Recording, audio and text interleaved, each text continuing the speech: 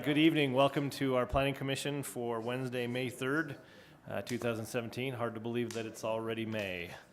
And so we'll start by doing the Pledge of Allegiance, and I'll go ahead and lead that. If you'll please stand. Actually, wait a minute, hold on. Can I get one of those Cub Scouts to come forward? Yeah, there it is, right there. He raised his hand. Come on up. Will you lead us in the Pledge of Allegiance, please? Awesome.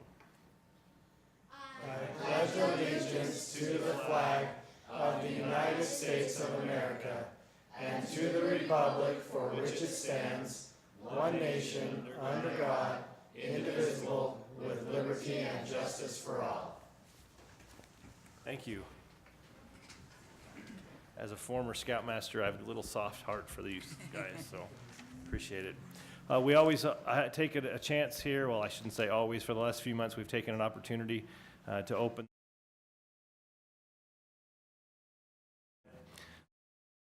ask the Planning Commission or tell us about. So if they're present, to do that about an issue of concern that we can maybe be aware of. Now's your time. Seeing none, we'll move on to the next item. Approval of minutes. Everybody get a chance to review. I don't know what we have. I can't remember now. It's been too long. I looked at it, but I think it's quite a few meetings worth, if I remember right. January to current. If you'd like me to pull any of them up, let me know. Anybody want to look at them Yeah. that way again? I went through them and I didn't notice anything, but that doesn't mean I didn't catch everything, so. Get a chance to look at them. I didn't either. Okay. If you care to continue them, you're certainly welcome to do that. Put them on your agenda next time. What do you guys think? We can improve them. Kimberly's, it's pretty No, rare that If you we looked at them, I correct trust you. Yeah, oh, gee, thanks. Okay, then does somebody want to make a motion? I'll make a motion that we approve, can we just approve them all at one time? Yeah. One motion, John. To approve the minutes from January 18th on through April. Okay, we got a motion from Second. Commissioner Tagg, a second from Commissioner Davis. All in favor, say aye. Aye. Any opposed? Tonight's kind of a unique night for us. We have no action items on our agenda, so it's a little bit of opportunity for us to learn. So we're excited to do that. We'll turn the time over to our fearless leader and have him introduce the night. So, Mr. Chairman, thank you. It's really a pleasure for me tonight. We've talked a few different times in recent months about the idea of taking some time in some of your meetings to go over some different things. We might call it training. It just happened to be that, obviously, fairly light agenda tonight. And we lucked out to where some very esteemed professionals had their schedules open. And again, we're very fortunate to have them with us here tonight. I'll go ahead and just start with introductions. Farthest from me to my left here, Dr. Michael Clay. He has been directing the urban planning curriculum at Brigham Young University now for 6 years. Some of you, I think, probably have seen him on, here, as he's worked with students on some class projects. In fact, we're fortunate to have him tonight for a couple of different reasons. We'll start with him because of his expertise in the field of transportation modeling, which is not my area of expertise. So just simply put, the thing that I think Dr. Clay does for us here in the state of Utah that is a tremendous value is to provide some truly world-class expertise that helps us make transportation investments wisely by way of providing transportation models, by forecasting the future need for transportation facilities and playing an integral role in that as he works with our local regional transportation planning group, UDOT, some of our neighbors to the north in Salt Lake County and other parts of the state. Dr. Clay has a level of expertise that is unique, and we're very fortunate to have him, again, not only here in the state of Utah, but here with us tonight. It's outstanding. We appreciate him taking his time to join us. Next, between the two gentlemen, Sean Seeger is with the Mountain Land Association of Governments. Mountain Land does a lot of different things here in this valley. It covers, I understand it, both Utah and Wasatch counties. When I talk about Mountain Land Association of Governments, as I've done in a few different conversations that we've had for different reasons over the course of the past many years, they are our regional transportation planning authority.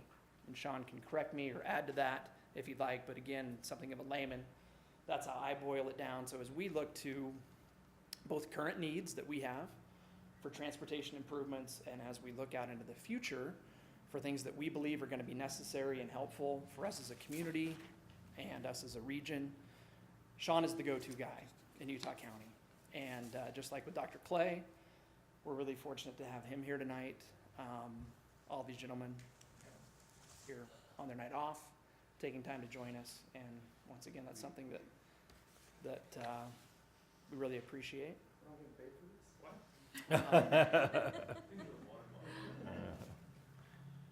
Save the least for last, from UDOT, Spanish Fork's very own Shane Marshall. Likewise, we're very happy to have him here. Just a few years ago, he was on the dais where you guys are now.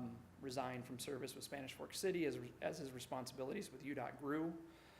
Currently serves as the deputy director with UDOT and is very involved in a certainly a hands-on way in terms of helping to prioritize where transportation funding goes, what projects happen, when they happen, and that sort of a thing.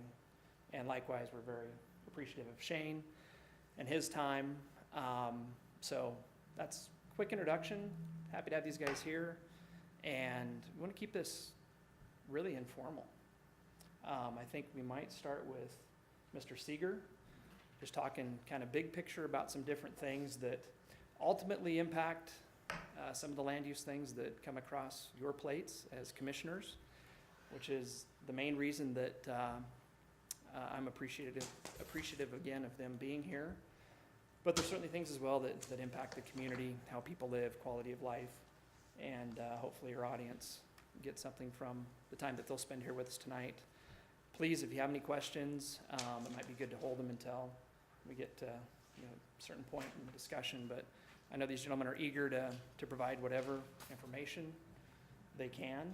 And with that, Sean, do you want to go ahead and just dive in? Thank you. I'll reassure the commission that you're well-served, as you probably know, with the excellent staff you hear, including Cody and Dave and Seth and Chris and your mayor that we have monthly contact with. And I think it's really a testament to them that you're able to put together at least these other two speakers tonight, not myself. I'm here anytime you want me to be. But I'll give you a broad overview of transportation planning and transportation construction in Utah County. Please feel free to jump in anytime you have questions. Like Dave says, let's keep it more informal tonight if you guys like that. And at any time, just start asking questions, and I'll kind of set the stage of what Mountain Land Association of Governments is and what our regional transportation plan, how we develop that and how we build projects. Mountain Land is basically a voluntary association of your cities and all the other cities in Utah County. So your Spanish Fork sign an agreement with the other cities to create Mountain Land, and you guys annually put money into Mountain Land. I think your contribution this year is $7,000 or $8,000, if I recall right, that goes into our budget. And we do things like Meals on Wheels for senior citizens and aging and adult services and community development block grants, and then this transportation planning function. On the transportation planning function, we have a policy committee that meets once a month. In fact, our next meeting will be tomorrow night at 5:30 at the Historic County Courthouse. If you're ever interested in attending, it's the first Thursday of every month, and your Mayor Leifson, will attend that and represent you to that board. And basically, they approve projects. And I'll kind of go through what we do. But and then every fourth Thursday or fourth Monday, third Monday, we have a technical advisory committee meeting. So all of your engineers and planners have the opportunity to get together with all the other engineers and planners in Utah County, and they provide a recommendation to that policy committee, kind of like how you guys function as an advisory committee to your city council. Our technical committee acts as an advisory committee to that policy committee. So just kind of giving you some broad overview of that. What Mountain Land does is we act as a metropolitan planning organization for this area because we're over 50,000 in population. In fact, we're at about 600,000 population in Utah County right now. And as you guys know, our story is all about growth, and we've been growing or doubling in size about every 20 years. And we'll do that again probably in the next 20 to 30 years. We'll go to about 1.1 million by the year 2040 or 2050. So we're going to double again. And that dramatic rate of change is hard to keep up with, as we know. There's a lot of opportunity, but a lot of threat there too.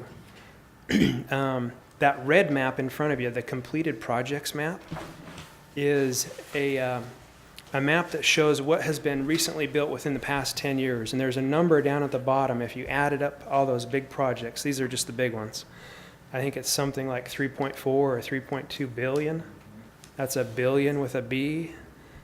The state's budget, just to put that in context, is 15 billion this year, I believe, is the state's budget. Does that sound right, Shane? So, in the past 10 years, we put $3.5 billion of transportation investment into Utah County. The green sheet next to you there is what will be built in the next 5 years. There's another $1 billion of investment coming up in the next 5 years, including the I-15 work and a bunch of other projects that you can see on there. There's a description of those on the back of that green sheet if you want to get into some of the detail of that later on. So a lot of growth, a lot of construction, a lot of investment, and that's going to continue on at least for the next 5 years, we can tell for sure. But the function, yes, What do the colors mean again on the back there? Do you remember? You got green, gray, and blue. Yep, it could be funding by Green year. means go. Yeah, it could be funding year. I'd have to. I bet you, there it is right there on Oh, the phase- bottom left. Okay, So blue means they're in preliminary work, green is under construction, and gray is completed. thanks for telling me what my sheet is. I appreciate that. I should have just read the paper. Well, no, I didn't look at it too closely before I come over, and as Shane can testify, and Dr. Clay as well, we have some pretty amazing staff that help us with this stuff. There's a group of 10 people that work with me to help produce this stuff, and without them, we wouldn't be able to do the good things we do. So this idea is that we've been growing rapidly. We have a huge investment that's taken place. We have a huge investment plan to take place. This whole plan will go to the year 2040, and that whole plan will cost $15 billion if we were to build it today. So it'd take the entire state's budget for 1 year to build what we need to build over the next 20 years to get us to that an acceptable level of service. So I'm going to back up just a little bit and tell you what an MPO does. Our job is to convene decision makers, your mayors and county commissioners, and your technical staff. We create a vision document. If you turn to page 20 in this, you'll see the Wasatch Choice for 2040 vision. We produce a plan that I'll talk about more, and then we produce a program or a investment program. So those four things. We convene decision makers, we create a vision for the community, and we produce a plan that will help build that vision, and then we program projects to help build that plan. This vision that you see in front of you is all of your general plans sewed together.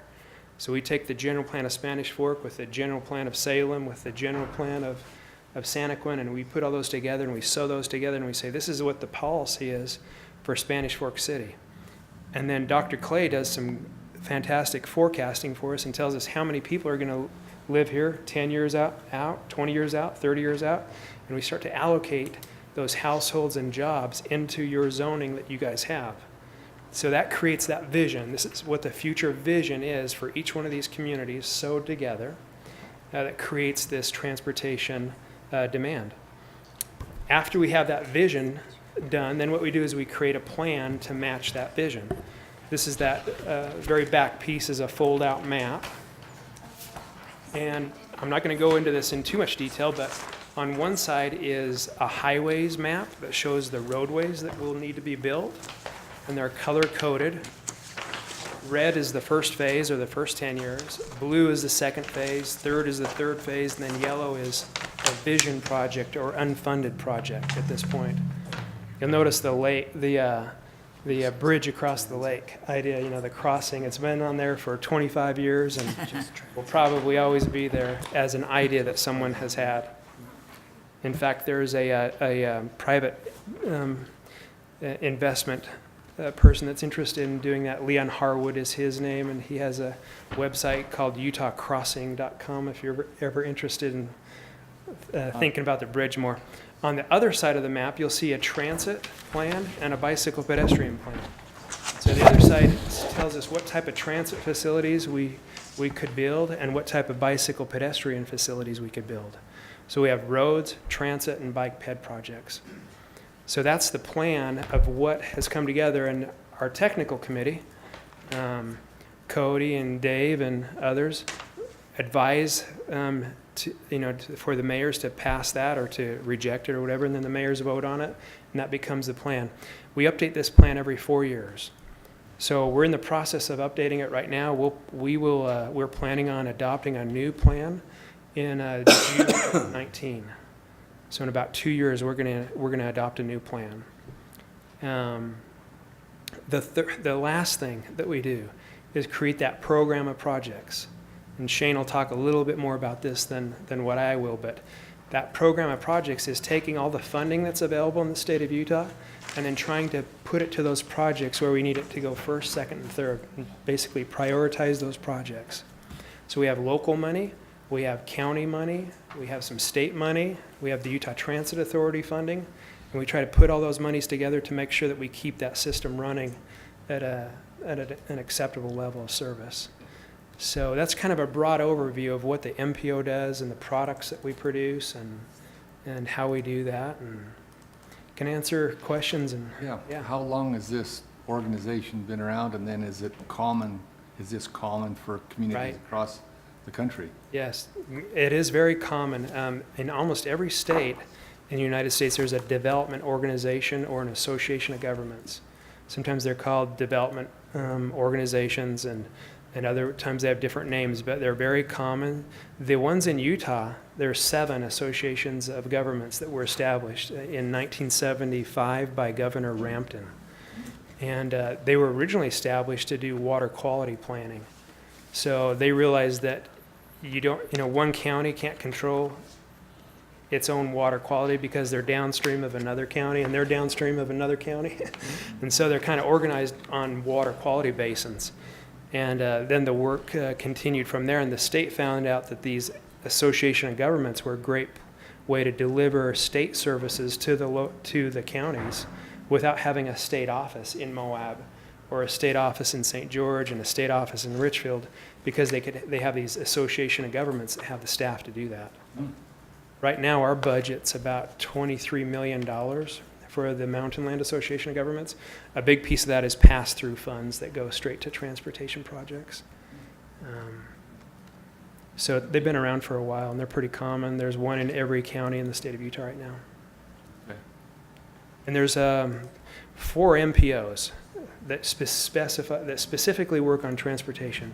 There's one in Cache County, the one in Wasatch Front Regional Council, that's Salt Lake, Davis, Weber, one in Utah County, and then one in St. George. So they do specific work to transportation. I'd also mention that then we take everyone's plans that I just mentioned, those 4 MPOs and the state of Utah, UDOT's budget and Utah Transit Authority's budget, we put it together in what we call the unified plan. Wow. So we take all those plans together. Even your local road maintenance money is in here that we account for, and we hire Lewis Young, Roberts, and Birmingham to do this work for us and add up all those costs and all those revenue sources. And we say, are we even close? Does revenue match expenditures through time, through the year 2040? And we're pretty close. The total outlay on this, I think, is 67 billion, Shane, if I remember right. Over that 20 years, 67 billion. There's a bunch of data in there. If anyone wants that copy, I've got an extra copy of the statewide plan as well. So Utah's kind of in a very envious position from other states because Utah is a self-help state and Utah County is a self-help county. And that's a term that is used in California quite a bit, where we're not waiting around for the federal government to come and help us figure out what to do.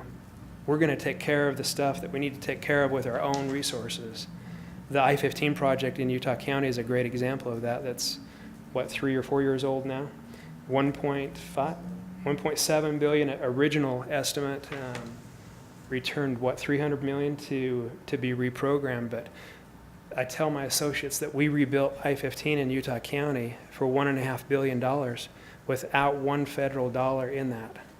It's all state money and county money. Utah County put $60 million into the I-15 reconstruction. And they say, wait a minute, what do you mean there's no federal funds in rebuilding the interstate? And I said, yeah, we didn't want any federal funds in that for a number of reasons, but the fact is that the state of Utah is a self-help state. We're not going to wait around for there to be a big infusion of federal funds to take care of those needs. Utah County is the same way. We have 3 different quarter-cent sales taxes that fund our transportation system in Utah County, and a vehicle registration fee that funds corridor preservation for us. So there's some pretty aggressive work going on in transportation right now in Utah, and I think we can see the benefits of that. I know that I do every day when I drive on I-15. So, yeah. I was going to just ask, up and down the I-15 corridor, you've got all of these communities, and a lot of these communities would love to see interchanges come off from I-15 on different roads. And I'm just wondering, who is it that is able to have an influence with UDOT, and how's that process of determining which communities get these interchanges, and at what point, they're able to have those interchanges come into these communities? Great question, and I imagine Shane will join me in talking about this, but it all starts with the local government. So if there's a community that wants an interstate interchange, they start talking with the DOT or the planning authority in the area, and they get it on the plan. And you get it on your plan. So Spanish Fork City, if you're interested in an interchange, I hope that that's showing up on your road's master plan, because that's going to be the policy that you guys are setting. And what happens is then that shows up on the regional transportation plan, and eventually works its way up through the UDOT prioritization process. So the old days of the DOT coming in and telling the local government what to do are over. That does not happen anymore, because there's so many needs in the state of Utah that UDOT has plenty of work to do in other communities. And so what happens now is if your community has an interchange on your road's master plan for your city, and if it's in the regional transportation plan, and you start to do corridor preservation work with your tools that you have through development approvals or through annexation requests or whatever tools you have, as well as the local corridor preservation fund, which, by the way, we have a $6 million balance in right now. So, and you can apply for that to preserve right-of-way for any road that's in the transportation plan. You can preserve that right-of-way, and then it makes it a lot easier for UDOT to come in later and start to look at how that's going to work. And Shane, do you want to talk a little bit about the prioritization process and Sure. how money comes to some of those projects?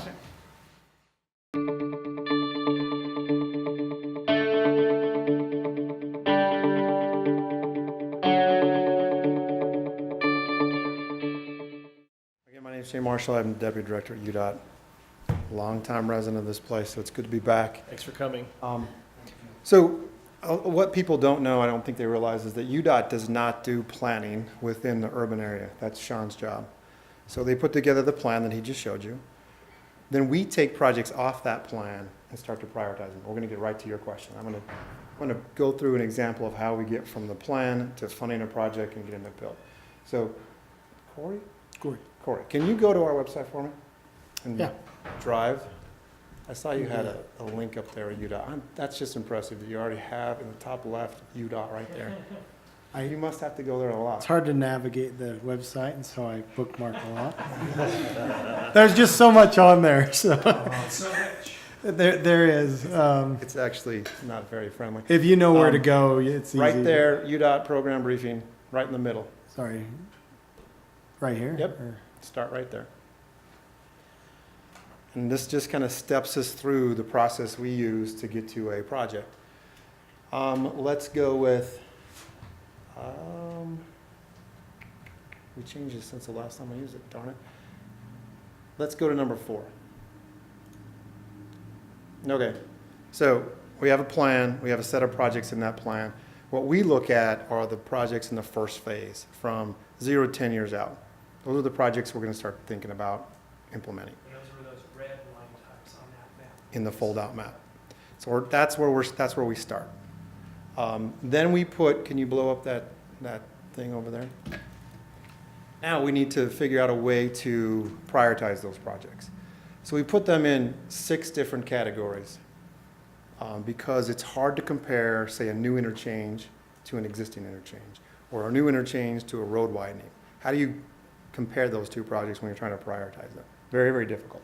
So we put them in these 6 categories: widen existing, new facilities, upgrade existing, new interchanges, upgrade new interchanges, and then passing lanes. Put them in those 6 categories, and then we apply these criteria to them. They each get a little piece of the score. At the end of all of this, we have now every project in that first phase gets a score. Then, Corey, if you could go to, let's say,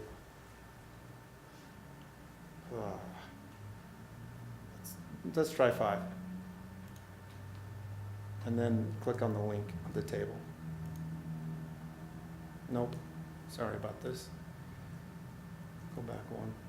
By the way, we love that UDOT is prioritizing every. Let's go to project 6. in the first phase. No, not there, don't go 6. Because then it's not us self-selecting projects, they're looking at everything. 3. That one. Okay, perfect. So we took every project in the plan, in the first phase, we put a score to it, and now we rank them within those categories. So you can see that first one is widen existing. And these are the top 5 or 6, 7 projects that score the highest within that category across the entire state.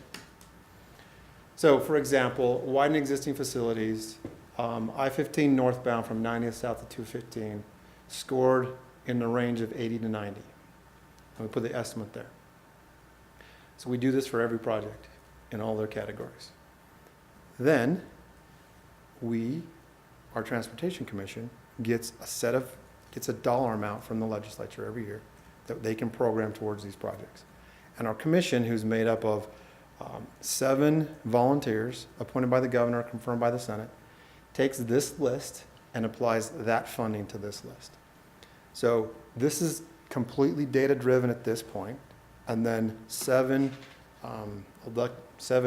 appointed people make the human decision on which project to fund. They'll take recommendations from the department, and we have done that over the last little while. You may have heard that the legislature approved a $1 billion bond for UDOT to fund projects over the next 3 years. So what we did is we took this list and we came up with recommendations to present to our commission, and then they make the decision on which projects to fund. You can see, let's go to new interchanges, just slide that up. Oh, stay there for a sec. I'll go back. There's one there we're familiar with a little bit on that 2700 north. That's what I was gonna point out. Shane, what region are we? We're Region 3. Yeah, that's the numbers on the left, we're Region 3. A little too close. So, new interchanges on existing freeways. You're very familiar with the second one from the bottom. It's scored between a 20 and 29 and about $70 million. And that's where it ranks across the entire state with other interchanges in the plan. And so it's 69 million to do an interchange approximately? About that. To do that one specifically. There's a very large Depending on right-of-way how purchase on that. complex they are, yeah. And there's a bridge there, which kind of lowers the cost a little bit. The new interchange in Provo is 135 million. There's really nothing there to tie it to. There's a lot of impacts. It's in a tough place. Yes, 8th North. 8th North or 8th South? I always get confused. There's one in 8th South in Orem and one in 8th North in Provo. Yeah, the one below that at UVU is the one in 8th South. It's, I should say, undetermined at this time where that location will be, in approximately between University Parkway and Center Street. That for the record statement. So we take from this and we make a recommendation to our commission. And can you go back to that? That will be number 1. I'm going to click on the April one. Just, This as done soon as you, year- I yearly, clicked too Shane? quick. This is done yearly. Typically, what we do is we look for that fourth year out. And that's the year we start recommending projects. We have, the first 3 years are funded, and we're working on those to deliver those projects, because some of them take quite a long time to deliver. And then, so we're recommending projects to the commission in that fourth year. But this year, the legislature said, here's another $1 billion. And what they did, I should be very clear with this, is what, they took money that we were going to get over the next 30 years, and they advanced $1 billion of it. They said, you can use that revenue to borrow $1 billion. So it's not like it's an extra $1 billion. It's future money upfront, right? Allow us to get projects moving quicker. So does population and growth drive a lot of your projects then? On the criteria side, it's mostly driven by capacity, which is a function of growth, safety, but the biggest driver is definitely capacity and congestion. We're working on some other performance measures that we can include into there, but by and large, it's a capacity-driven system. So Shane, how many times do you look at this and move things up in different phases? It's a great question. So let me give you for an example. We'll keep going through this example of how we got to here.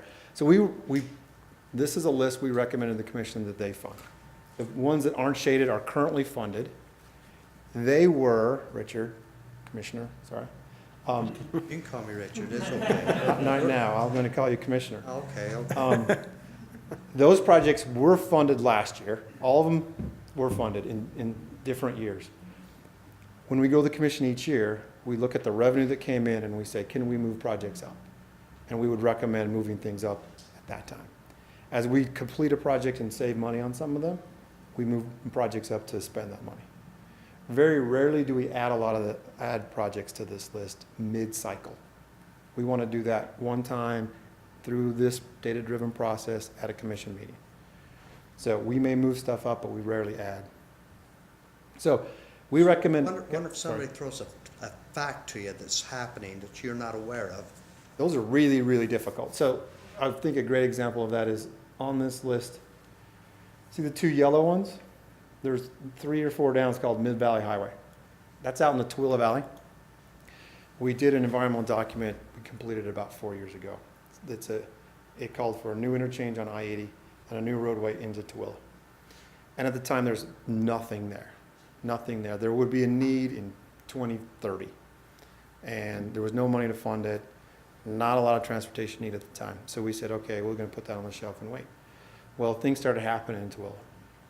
And Tooele started bringing in economic development opportunities. And then, so they started to get some transportation demand. Then what happened is they started losing some economic development opportunity because you couldn't get to Tooele but only one way. Only one way in and one way out. And economic providers were saying, we don't want to be there because you don't have enough access. So what Tooele did is they went out and they started buying all the right-of-way for that project on their own. Tooele and Tooele City and Tooele County. And they started pushing the project. And then the corridor started developing economically. So this is all happening during this whole cycle. That project was going to be funded out in 2025, if it was lucky. But because things changed, and it changed so quickly, when the opportunity came for a little extra money, we were able to plop that in and get it built starting in 2019 because of those things that are happening. One huge downside to having a program that is funded from 18 to 2025, that's a long time, is things change. And all the money's tied up. So what do you do? Let's say that you build a hospital tomorrow. And there's a demand right now for that interchange. And it moves up the priority ranking. We're funded out to 2025. So what do you take projects out?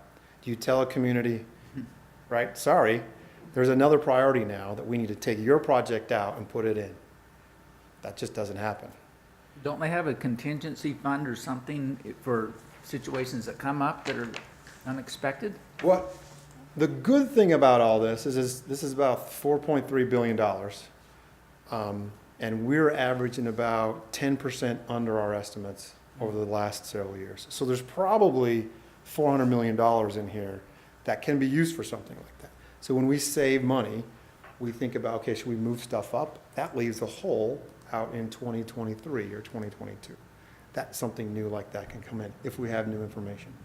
I wonder if you have such a safety feature that you've got to do something, Those are already planned. even, And this isn't the only pot of funds that we have. This is just capacity building. If, you know where we're talking. I mean, I'm talking 2700 North Sure. big time, needs to be done. But let's go back to a scenario a few years ago, 6, 7, 8 years ago when they were doing I-15. They wasn't going to do Spanish Fork Main Street. What caused it that we got the funding to be able to punch Main Street and Highway 6? Well, what? why did we get so far south? Yeah, because Dal Hawk at that Sure. time told the mayor and the city council, hey, there is no way Spanish Fork Main Street and Highway 6 is going to get done at this time. Yeah, we were stopping in Provo for sure. That's correct. So what's the difference between this now and a 2700 North, which is going to be in 2 years, a safety factor? There is very little difference. I think it goes back to having a 10% contingency in this whole program. And that's what happened on I-15. When we estimated I-15, we estimated in 2006. Well, things happened dramatically between our estimate and construction time. There was a recession, and construction prices went way down. So when we bid that project, we said, we want to get this far, but if you can get farther, this is how much money we have. You go as far as you can. And they were able to stretch that project all the way to here within the same budget because of the economy at the time. So if there's something like that happens, we have even more money to move around. But the reverse could happen. Construction prices could rise, Which they are. which they are. Which will. Right, right. These all have inflation factors built into them.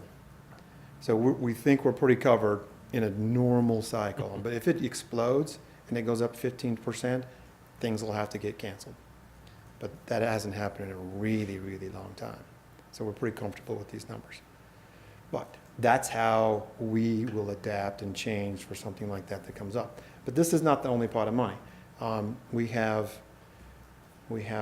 This is about half of our program. So there's another $300 million a year that we spend on pavement preservation, safety needs, minor widening, things like that, that could come and is funded on a yearly basis. So that could come to something like 2,700.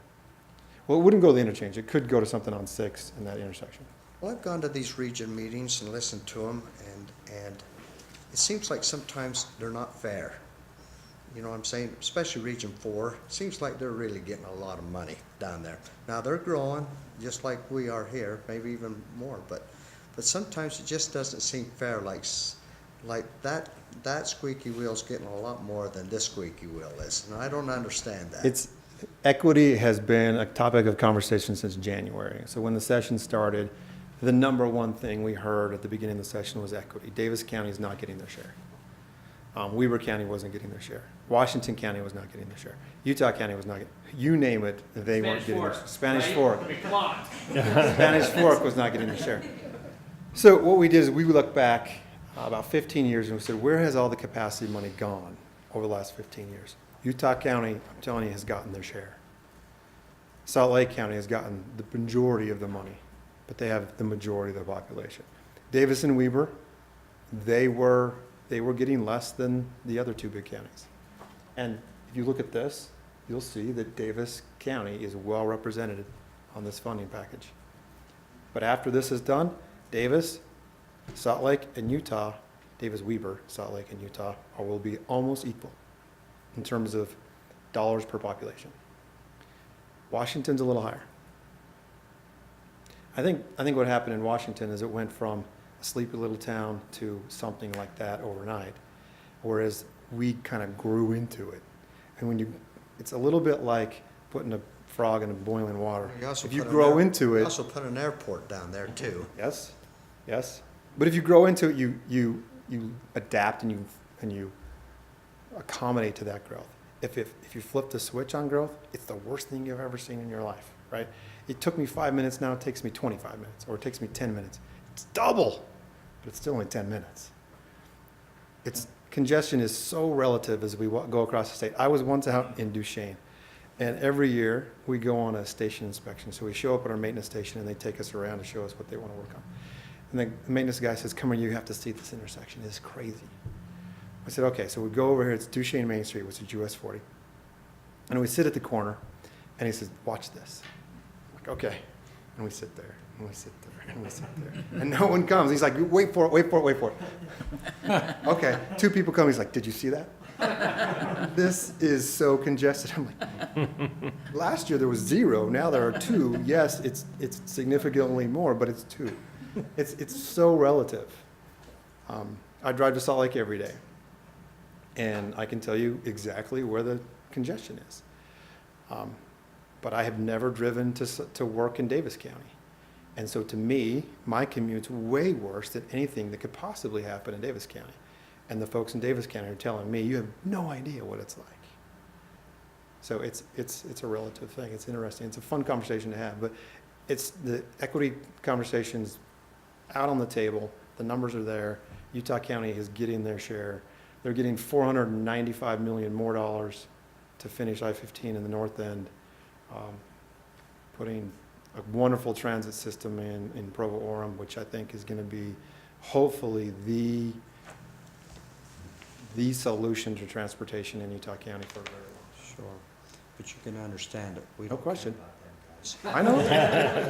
I know. We No care question. about- And when I drive down 1000 north to Spanish Fork, it has totally collapsed. You know, there needs to be some pressure taken off, and we've got more development coming in there that is gonna put so much pressure on that. I mean, I don't even know how you're gonna do it. Well, I do know how you're gonna do it, but like I said, once this, you know, I'm hearing we're moving up, so we're not in phase 2 anymore, we're in phase 1. You're in phase 1. Yeah, you were on the list. Yeah, we If are you were on the if you were in phase 2, you wouldn't even be on that list. So anyway, Where are we on that list, on that project? Not on this list. Oh, we're not On the, yeah, you were not on the recommend funding list. You. You can also show them the study. There was interchange. Oh yeah. Right here. So you do not have construction money, but what you do have is money to start an environmental document to figure out what the solution is. Once that's complete, then we'll know exactly how much money, where it goes, what the solution is. And that's always a good thing to have.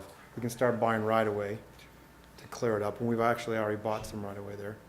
So I think the wheels are in motion to get that interchange in a decent time frame, but we have to save money in this program to do it, plain and simple. it needs to be safe, because I'm telling you, it's collapsing, and we have a safety. I get off I-15 on US 6 every single day. So the bridge that we put in there during the Main Street, Mhm. is that big enough now to take an on and off ramp, or do we have to continue to make that bigger? We may have to widen it, but we don't have to lengthen it. Okay, but I know they did put that in just for that reason. We did. 2700 north. Okay. Yeah, that business on the northwest side is problematic for sure, but the other 3 corners are pretty good. You know, I think though, Commissioner, you have to look at what is the solution to some of those things. I mean, you look at 6, which is turning into almost Main Street and Spanish Fork at this point. What do you do? How do you fix that? How do you fix that intersection at Chappie's and at, I don't know, Kmart, whatever we call it?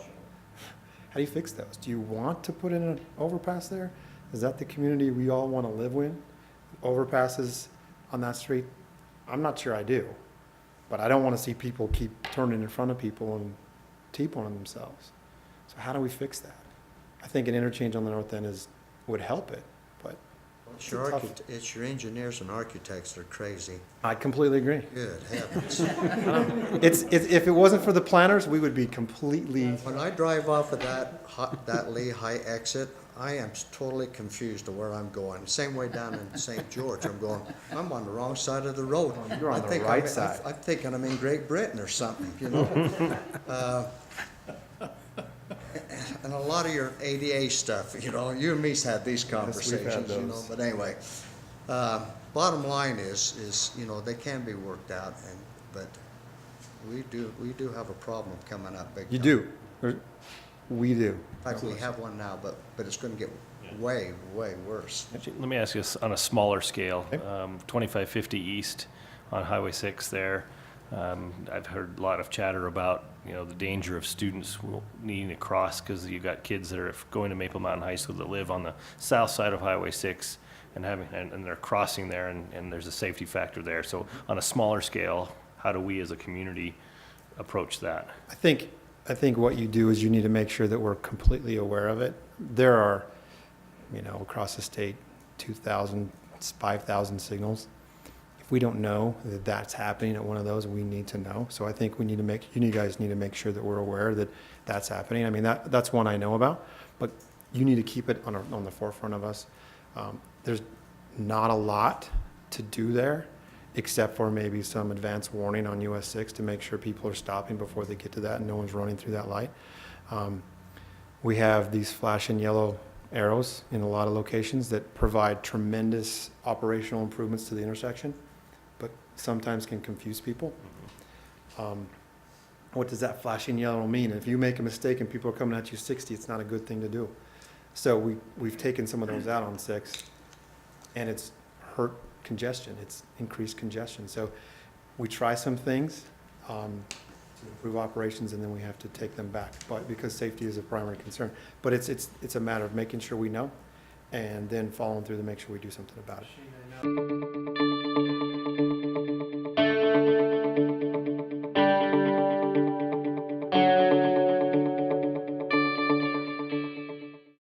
Region 3 has been collecting safety-related ideas from communities. So if you do have a safety concern at an intersection, I'd encourage you to have your mayor write a letter to Region 3, Terry Newell or Brent, and just make them aware of what your safety concern is. Can I maybe just add something as well? Just relative to, let me say that I've seen a lot of changes over the course of the past 20 years in terms of how MAG goes about planning, and even just recently, last several years with forecasting and planning for future needs and things like that. The work that these gentlemen are involved in, it's been pretty dynamic. And one of the changes that I've observed, almost from the cheap seats, really there's been a pretty dramatic increase in the way we communicate and just how information is shared and how much information is shared and how we're involved as a community. Terry Newell, who's the region director at Region 3, for example, we just started a couple of months ago having a quarterly meeting with her and some of her staff that's assigned over this part of the valley. And it's things like that, in my opinion, that help us get that kind of information to the people that are influencing decisions and helping to plan for the future. I assume that some of those conversations, contain information that works its way up. Oh, definitely. Up the chain of command at UDOT. And likewise, the interaction that we have with folks at MAG, the different efforts that they make to collect both anecdotal kinds of things that we just observe, but also quantifiable data, the types of things that Dr. Clay uses in his more scientific side of the work. I'm a cheerleader at this point for how transportation planning happens in the state of Utah. Frankly, 20 years ago, when it seemed like we were out of compliance for different federal standards all the time, there were certain restrictions that were placed on growth because of that kind of a thing. Well, frankly, I didn't think as highly of the way that we went about our business as we do today, so I think that's really, really good. And I think, just to give you an example of how we have changed and how I have changed as we have learned how to be a better partner with communities. I sat right there. Several years ago, Dr. Clay came in with his class, gave a presentation on what should happen to Spanish Fork Main Street. And I was like, get out of here, bud. We would never want to do that to Main Street. That's taking away capacity. We need all the capacity we could ever want on Main Street. Fast forward to now, it's your street. Do with it what you need to do with it. We own it. We can't put a lot of improvements in it, but if you guys want to have one less lane and live with the consequences, that's fine. Do those things. Turn it into a community street. I mean, we need to move some people up and down it, no question about it. And if you constrict it, so they can't, they're gonna go somewhere, and that more than likely is into the community. But balance those things, and we're so open to that now, as opposed to 7 years ago, we'd have been like, heck no, don't even think about it. Don't touch my 12-foot lanes, because I need my 12-foot lanes. If that was 10 feet lanes today with, you know, something in the middle that looked cool and something on the side that people could walk along, that'd be a pretty neat feature for Spanish Fork, and we'd still move cars. Are you gonna die at this point? We had 12-foot lanes. I know you did. We had 2 in each direction. I know you did. We did And I'm take away like, some of the open You space. cannot possibly take away the median. But it's a different time, we're in a different environment. We are part of the community. We're not that government agency that comes in and says, we know what's good for you. So challenges on those things. Help us find those solutions. Help us find that solution to US 6, because I don't know that we have it. Our first response will be, let's put in an overpass right there in front of Kmart. Right there in front of Chappie's. Man, I don't want to live there. So how do we solve it in a different way? Someone asked the other day, are you going to double deck I-15? I said, I sure as heck hope not. If that's what we get to at some point in our community, we're double decking I-15 because the only way we can get around is through a car, we're in a lot of hurt. We're hurting as a society. We need to figure out better ways to do it. And that's what this is all about, is getting that input from the local community so we don't double deck I-15. How has the air quality conversation come into play in the planning and such? Yeah, so the Utah Department of Environmental Quality works with the Environmental Protection Agency to make sure that each urbanized area is meeting the national air quality standards. And what's happening recently is that our projected forecast for how air quality levels are basically decreasing, and so our air quality is improving. But what's happening is the national standards are also getting tighter as well. So they're kind of chasing us to the finish line. And what I mean by that is, if you remember back in I think it was the late 70s when we had leaded gasoline, and they did away with leaded gasoline and you had unleaded gas. That was a big difference in the amount of pollution that was going into the air. The same thing is happening today with what we call Tier 3 fuels and Tier 3 engines. I think it's every car that we purchase in 2017 going forward is a Tier 3 vehicle, or we have a Tier 3 fleet, equivalent fleet. And now, this last legislative session, a bill was passed to encourage the refineries in North Salt Lake to produce Tier 3 fuels. You put Tier 3 fuel with Tier 3 vehicles, and you'll see our mobile source emissions taper down like, it's very encouraging, let's put it that way. So our air quality standards right now are still a challenge because the federal standards keep getting tighter, but we're finding different technology approaches to making our engines burn cleaner. That's one of 3 different sources. Then you have area sources, which is from your water heater or from your furnace. I know that you're an architect, council member, and so the idea of maybe 2x6 walls or better efficiencies in water heaters or whatever it might be a solution. Then we have point sources, and we're doing a lot on the point source piece as well. So air quality right now, we're in conformity is what you call that, and we can build additional capacity as we want all the way through the year 2040 at this point. What about commuter rail? Commuter rail, phase 2 in our plan. If you flip that map over, you'll see that it's in a blue color. And it goes from Provo to Payson, I believe. And Corey, I think if you go one more map over to the transit map, you'll get that up there. But you know, that's another big lift for UTA financially. And we had Prop 1 before the voters. Not November of 16, but was it November of 15? That would have provided a little bit more money to UTA, and then some money to the counties for road maintenance and some money to the cities for road maintenance. That was voted down in Salt Lake counties and Utah counties. So I think there's still quite a bit of work to do to get the public enthusiastic about another investment in transit. And it's going to take another quarter cent to do something big like commuter rail, in my opinion, in Utah County. So I think we have to wait and see and make sure that BRT in Provo and Orem is successful. And as soon as we see the number of people that that thing is going to carry, I think it will be inspiring to the public to see how that thing functions. And I think you'll see a shift in attitude towards transit. Provo and BRT is going to be a big deal. UDOT is banking on it, Provo is banking on it, Orem is banking on it, and MAG is banking on it. What is that project? That's the bus rapid transit system in Provo and Orem. It's this red line type up here on the map that Corey's pointing out.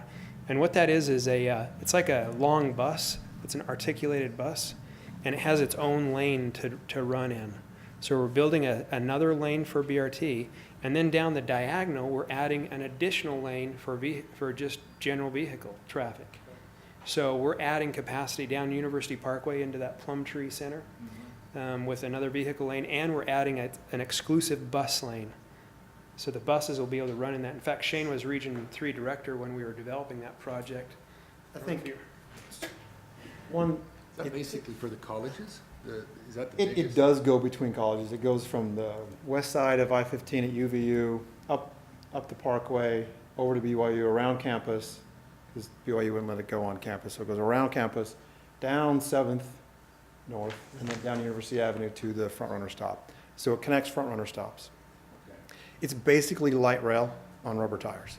It's called bus rapid transit, and they are buses, but it's gonna feel like you're on light rail when you're in it. Every 6 minutes, it comes by, so you don't even need a schedule. You just walk out, the bus is there, you get on, and away you go.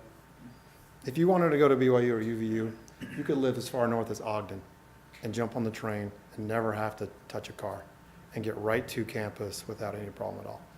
You wouldn't even need to know a schedule. We have 2,000 riders on that bus route today. There's a current UTA bus route on that. 2,000 riders per day. Our prediction is that we'll go to 12,000 riders opening day. So we'll go from 2,000 to 12,000 when we open that thing up in the fall of 18, Yep. early 19. $150 million project, another $40 million for the roadway piece, total $190 million project. Half of that's federal funds, half of it's, and then a little bit more than half is local funds. I think what is interesting about that, there's been a lot of controversy about the project. And I think the controversy was well-founded. I think that we need to have that public debate about the type of transportation solutions we want in here. But what that does for the community, what it takes away from the community is another east-west route that we'd have to build. You can't get east-west in Utah County very well. You just can't. What are those routes? Center Street in Provo, clear over to University Parkway, and 8th North in Orem. I mean, there's just no way to get it east-west. So this is that solution to get it east-west. Without it, we're building another one. And where do you build that? You build it right through a community. So that's the trade-off. Do you build a brand new road through a residential neighborhood, or do you put a bunch of people on transit and put them down an existing route? That's what they chose to do, and I think that's the very prudent transportation investment. And I'm a highway guy, right? Remember who's talking. I'm a highway guy, but everybody we put on transit is one less car we have to deal with. One less car that goes through that intersection on US 6 and, what the heck is the road? So I don't have to call it Chappies anymore. 60s. 60s. Canyon Creek Parkway now. Chappies is Canyon Creek Parkway. Canyon Creek Parkway. Expressway's over by Kmart. Chappies works perfect in this Yeah. area. Thank you. Not for me, sorry, I'm the newbie around here. The Chevron on the corner. About Chappie's, the only one who wouldn't get it would be Bruce. You're right. Oh, good. But that's the importance of that project. That's under construction right now. It right? is. Oh, yeah. Yep. You go down University Avenue right now, you'll see work in the middle. You go down the Okay, that's what Parkway. that is. All Yep. right. They're putting some drainage in right now on University Avenue. Viaduct part of that? The viaduct over the railroad tracks, I mean, is it gonna go up and over that, or? It does go up and over it, but it's not exclusive at that point. It's in a lane. Okay, We just couldn't afford. sure. Councilmember, we also have a great fast bus system planned on Spanish Fork Main Street in the future as well. You'll see that yellow line type coming through Spanish Fork Main Street, where you envision that as a fast bus system, almost like BRT. It could even, in fact, be BRT, but we haven't decided the design details. That luck, yeah. Yeah, we haven't figured out how that would look or work or how. Got rid of the train tracks down to Main Street one time. Yeah, right back. put them back to the future. Yeah. When you go, when BRT's done over Provo, I think it's gonna be a great example. Go down to University Avenue in the middle of Provo, downtown Provo, you're gonna have a bus in the middle of it. Yeah. Exclusive bus lanes in the middle of that. And it's gonna completely change the context of that road. It's gonna turn it into a community road. It's gonna be So far how are you less gonna do traffic. that, put that island in the middle of the road that we were talking about, Dave? Hey, we're still working on it. Oh, we'll have to knock down a couple of buildings. So just to be very clear, there's not an island out there, not because of UDOT. Like I said, we're working on it, right? We may not fund it, but we'll allow it to happen. I'm just thinking about Fiesta Day parades, that's all. I'm with you, yeah. You know, Tough nut to crack.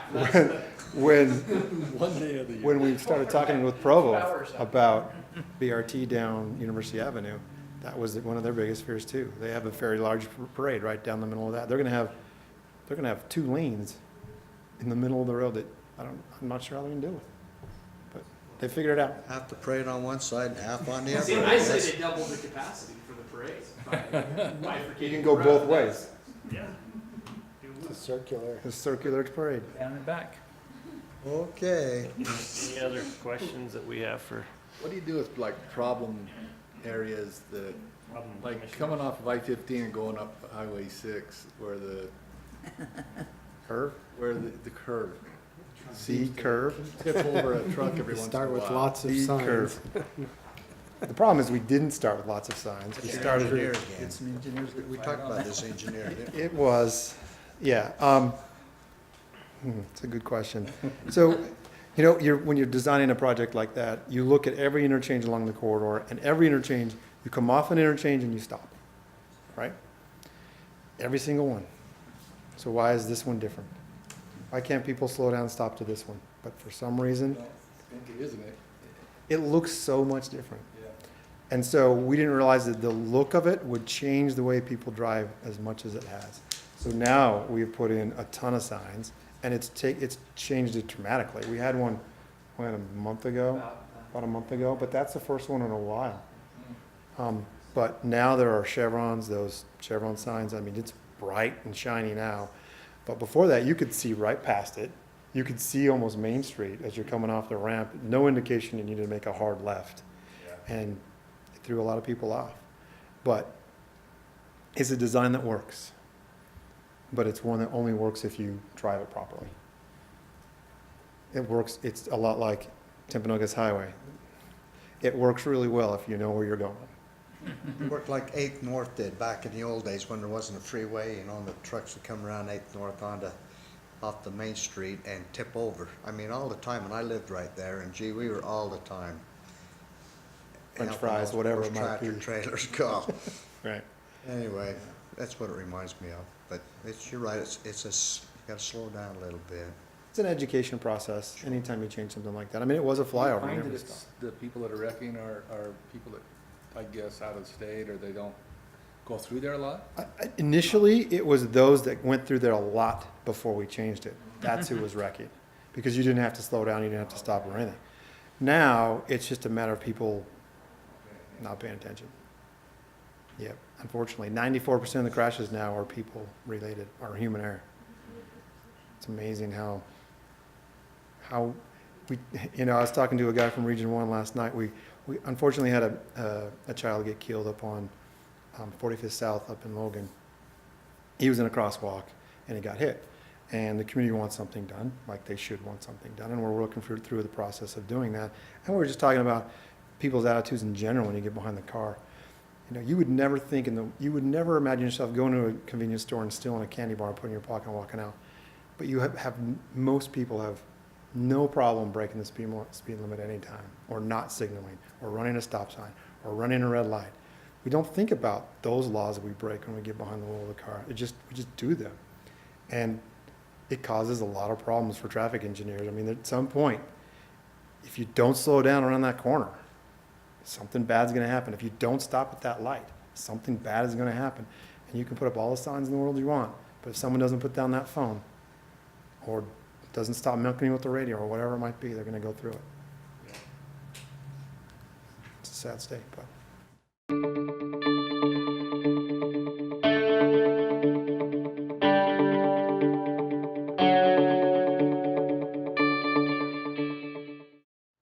Dr. Clay, any gaps here on anything? Any insight? Do 5 minutes, or I can just sit and say it in the day. Yeah, honestly, if you want to take a couple minutes, I think that'd be great. It's a rare Well, I opportunity. didn't want to just come here and just look at you. I want you to talk. Well, I'm here as much for my students. he's got a round 2 coming up for him as well. These your students here? These are my students. All right. I'll be happy to introduce them in just a minute. You know, when I was in traffic engineering school, getting my PhD in civil engineering, I read some what was cutting edge work at the time, which said that, you know, the magic of transportation is that the solutions are all land use. That we build our way into problems that we then hand to these great transportation planners and ask them to fix them. That's been the way I've worked with DOTs all across our country, with MPOs all across our country, and that is the overarching challenge that we're facing right now in America, is that the DOT has no land use authority, none. They can condemn and take a small amount of property along their roads, but that's it. MAG controls no land. So what these two gentlemen and their organizations do is in many ways respond to the decisions that a planning commission like yourselves make. So when we have a developer come and they want to do something on this intersection with this size of property and all these kinds of things, all of those decisions that you make week by week have significant, some of them at least, will have significant transportation implications. And that we build our way, talk about the boiling frog, slowly we build our way into these problems that we have to face, right? And then we have to deal with. I was having lunch with Shane 5 years ago when he talked about how, you know, the DOT didn't do anything to make Eagle Mountain occur. We didn't do anything to make Saratoga Springs occur. But when the growth began to happen out there, the state legislature was pretty adamant that they needed to do something to increase capacity, because at the time all we had was Lehigh Main Street to get back and forth out to those growing areas. Right, so a lot of times what they're doing is responding to the decisions that city councils and planning commissions are making. And that's a lot of what I do. I just got a significant contract with the San Diego MPO to help them figure this out modeling-wise. How do we get the land use in there so we can figure out what the market wants to do, what are the highest and best uses of these lands as they redevelop or develop for the first time. That's what I'm doing here in Utah. With MAG, they're a partner agency, the DOT is a partner agency, and the Wasatch Front Regional Council is also a partner agency, as we are building a model that helps us understand the decisions. And I'm on the Planning Commission for Springville, so I sit on this exact same kind of a panel, and we make these decisions, and the developer will stand in front of us with their hat in their hand. I need your help, I need the zoning change, I need this or that or the other, and they do for their project.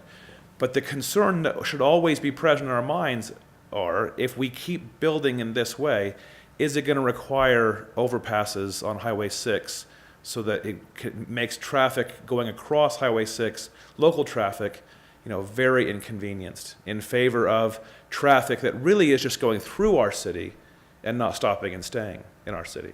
But if we build around it a certain way, right, it's going to yield a certain kind of transportation system to help alleviate that kind of congestion. So that's really that's the message that I share.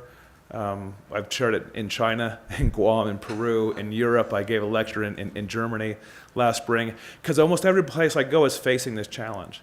We make a lot of individual land use decisions, parcel by parcel, without ever thinking about what are the long-range transportation impacts of these individual land use decisions going to add up to, right? I had to model the double decking of I-15. I tell you, I was sick to my stomach as I was doing it, because I don't want to even see what that scenario does, quite frankly. To me, there's just so many reasons why I don't want that. But there are scenarios under which, if we keep building the way that we're building, well, that becomes rational, right, to do things like that. Or to build a series of overpasses that become Highway 6. And we have local traffic traveling underneath it, and traffic going between the interstate and parts unknown beyond our city. Right? There are scenarios under which that becomes the logical, rational, engineered solution of how to build our city. The question is that the city that we want? And that ultimately boils down to the decisions that we make every week or every other week, in these meetings and in our city council meetings. You have a fantastic planner. I think Dave Anderson is one of the best in our entire state. I love him. I think you are getting wise counsel from him, huh? Don't give him a big head. Don't give him a big hand. Too late, right? Too late. Yeah, too late. Dr. Clay, let me ask, as a planning commission then, as we have these developments come before us, what are the questions that we should be asking ourselves before as we make those decisions? Well, I think, so first of all, the general plan, making sure that the general plan is what the city wants. Because ultimately, if what they're asking is in accordance with the general plan, you really don't have anything to reject them based on. You have to agree. So going back to your planning documents and making sure that they're right, I would work closely with Dave to make sure that what you have planned in your general plan is what the city of Spanish Fork wants, because that's what developers make their decisions based off of. I teach both sides of the coin. At BYU, I run the urban and regional planning program there, but I also go back east every summer and I teach an executive real estate development program where I work with KB Homes and DR Horton and General Growth Properties and all the biggest developers in the country in helping them figure out, what is the highest and best use of land and where do we make investments, all these types of things. And one of their big keys is, what does the general plan say? Because that saves them time and money if they can build something that's going to be in accordance with what the city wants. So again, going back to your planning documents, making sure that they're what you want, and then working closely with Region 3, working closely with MAG and their staff, working closely with your own local planners and engineers to make sure that you're making wise choices for what Spanish Fork will be 10, 20 years down the road. Well, that brings Sean, so Sean and Shane, do you guys look at our general plan sometimes as you're making Yes, we do. commitments and stuff like that? That's right. What we do is we have a copy. Corey will give a copy of the general plan every year to our Corey. We have another Corey in our office, Corey Iman. He puts that together and sews that together like I was describing with the adjacent cities' general plans. We know exactly what every parcel in your community is zoned for. And when Dr. Clay gives us our projections, we then take and say how many households are going to be built there, how many jobs are going to be built in a particular block. So we take your specific information, we put that into that computer model, we run that model, and it produces how many trips per household that are assigned to that road. Usually it's about 10 trips per household per day is what the average household produces out onto the roadway network. 10 trips a day. 10 trips a day. That's average. My household does more than that. I have 6 kids. So, Dr. Clay, just a question on, say, that Canyon Creek. When you talk about decisions we make, it makes a lot of sense what you said, that decisions we make about our land affects Everything that these guys do. these guys down the road. In hindsight, looking at Canyon Creek, if that wasn't retail at all, let's say it was industrial or housing, would have that impacted the Highway 6 issue at all? Oh, sure. Yeah, I mean, So if it was housing instead of retail, say the total retail. different trip-making patterns based on the land use. Because industrial is going to have a different kind of a draw than retail. I mean, retail is one of our highest draws. More than residential. Yeah. So, for example, if that Canyon Creek would have been on the west side of Highway 6, where we've got a little bit of Canyon Creek now, but let's just say it was 4 times that big, Highway 6 might not have been as big a impact. Does that make sense? Instead of having it on the east side of Highway 6? Come on, I'll let Shane. Where Costco is. Yeah. I mean, it's all hindsight, but I'm just Well, saying that's the decision. And really, we're you making. had some geographic limitations there, really, right? You couldn't do it all on one side. But yes, because it's on both sides, now you have both sides of that intersection having a draw. You have 2 huge left turn movements that want to get into that Canyon Creek from US 6. Those 2 huge left turn movements completely blow up that intersection every night at 5. That's the problem right there, is those 2 left turns. If it was on one side, you'd only have one of those problems, and it wouldn't be as bad. If you had residential all the way up to the west side, and all the retail was up on the north, it would be a different traffic pattern. Land use creates the traffic pattern. It's hard to think of on those one-offs when you're going, what about this parcel, what about that parcel, what about that parcel? But Eagle Mountain's a perfect example. Saratoga Springs is a perfect example. There was never a need to put as many facilities out there as there was until the switch was flipped. And those land use decisions drove 3 new corridors.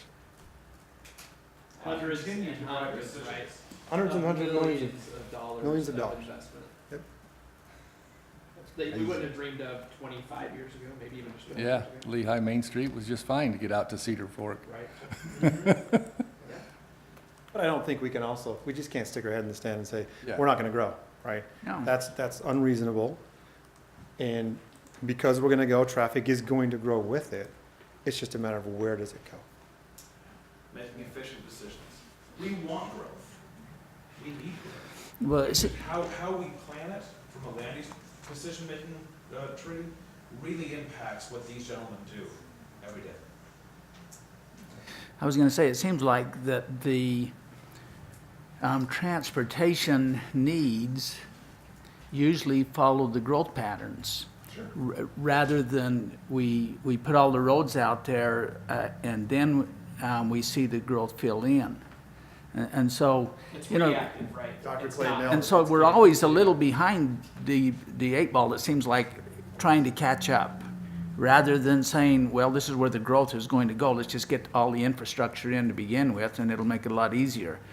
But it doesn't seem to go that way. I mean, people come in and they've got money to spend, and they have a vision, and all of a sudden they go this direction we weren't expecting, and so now we've got to figure out the transportation.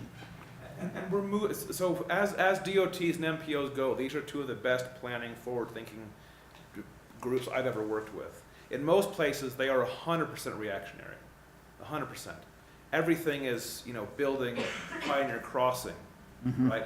Pioneer Crossing was built really almost too late, right? I mean, there was so Exactly. much demand and need out there Yeah. that it just had to be put into place, right? But there's other things they're doing that I think are forward-thinking and forward-looking, and they are looking at the modeling that we're doing and seeing where the future growth will be, because now we have this real estate model as part of it, right? What the real estate model can't do, right, is always forecast your decisions. We're pretty good at forecasting development decisions by real estate professionals. So we've had a lot of the big developers in our state come and look at the model, look at its performance, and sign off on it and say, yeah, that's doing what we do, what we want done, but it's not doing great when the city makes changes on us, right? And so that becomes the variable really that's not controlled well in the model is when we make zoning changes and those types of things. I keep thinking about the changes in growth patterns within the county as it relates to density. Sure. So how should we be looking at that in terms of, I think about Provo and the densification that's occurring in their downtown, and that's a different growth pattern than maybe what we're used to here in Spanish Sure. Fork, where we are lateral versus more dense. So how does You've got a lot of impact the land city? here, right? So Spanish Fork has a lot of land that they can still annex, and so, yeah, Spanish Fork, I think, is still thinking laterally. Provo doesn't have a lot of land, a lot of vacant land available to it. Orem is in the same situation. I work with Orem all the time. They're running out of vacant land. And so if they're going to grow, they're going to have to grow up instead of out, right? And the models that we run show a lot of growth over on the west side of the lake, over in the Eagle Mountain, Saratoga Springs area, unless we see redevelopment or densification happening on the east side of the lake over here, right? And so, but those 2 different choices between densification versus spread have dramatically different impacts for transportation. And where Shane and MAG are going to make their transportation investments based upon what kind of growth we decide we want to have as a county. Not just Spanish Fork, but the whole county is going to make choices city by city as to how they want to grow, where they want to grow, and that's going to inform everything that the transportation planning agencies do. Because that's the one thing they can't control. They can serve us, which is what they do, and they do very, very well. They serve us with great transportation infrastructure, but they can't tell us where to grow, right?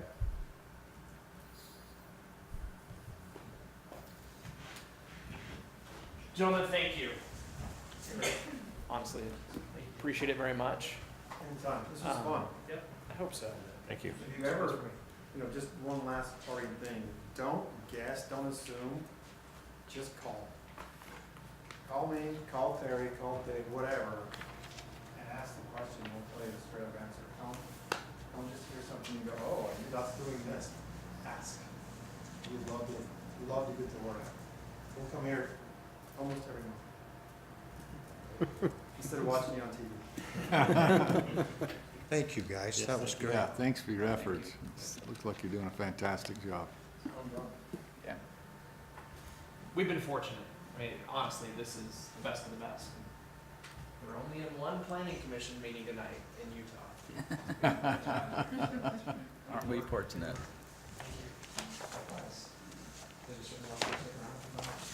Only gets better from here. I think I'm gonna head north for the kids. Thank you guys. Thanks, Sean. Like I said, it only gets better. Some of you have been on the commission long enough that you've seen another class or two from BYU present on projects that they've done for us. This project that we're about to hear from, and maybe Dr. Clay, I'll let you introduce the students individually, or let them take over, or whatever. Okay, got it. There it is. There's one thing I want to be sure to mention, but before I say that, this is a project that I specifically asked them to work on. And frankly, the subject material and things like that they had to wade through to do it is not the most exciting material that we've had a class from BYU do. But everything that I could observe, or from what I could observe, they really dove into it. Super attitude.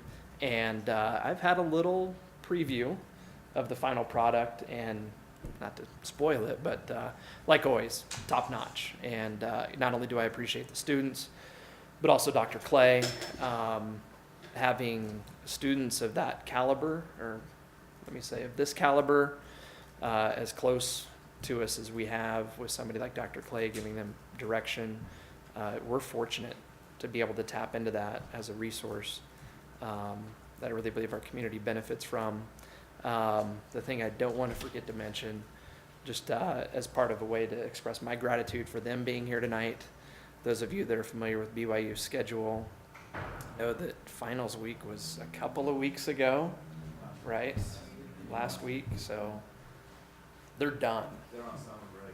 And they're still here tonight. And of course, that speaks very, very well of them. And I really appreciate them taking the time to be here tonight. And with that, the floor is yours. Whoever wants to dive right in.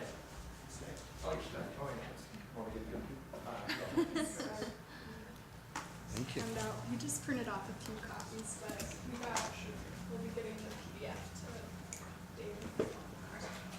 So this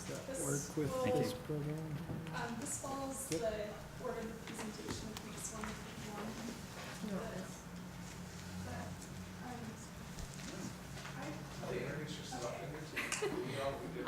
We're not really not mean people. We're just like you, so no big deal. Thanks for the reassurance. My name's Ellie Goldrup, and I worked on the writing and presentation team. Oh, thank you. I worked on the writing and presentation team, and so we did our best to synthesize what the whole class did. We had almost 30 students working on gathering all this information for you, and hopefully drawing connections. I guess to start, I'm gonna, each one of us will be presenting on a different section of the report, but I just wanted to take a minute and explain what we did. Originally, when Dave came to us with the project, we were calling it a land use inventory. And the purpose of a land use inventory is to provide you as a city council, or as a planning commission, with a more accurate picture of how the land of a city is being used, whether that's with different kinds of real estate, or how different zoning parcels are distributed. But as we looked more at different kinds of information, we decided to shift our focus to more well-rounded, I guess you'd say, community inventory. So our report includes an analysis of the demographics and economy and workforce, as well as the historic infrastructure and zoning, ultimately leading to an analysis of the current real estate. So, as we know, place of Spanish Fork isn't just the infrastructure or the amazing landscape, it's the people and the talents and skills that you're bringing to the economy, and all will factor into how Spanish Fork grows. So I'll turn the time over to Stuart for demographics, and then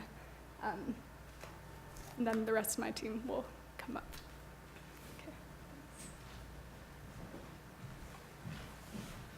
All right, thank you. My name is Stuart Handley. I'm going to talk a little bit about demographics here in Spanish Fork. So we took information from Mountain Land Association of Governments, and these are some of their projections for the city of Spanish Fork.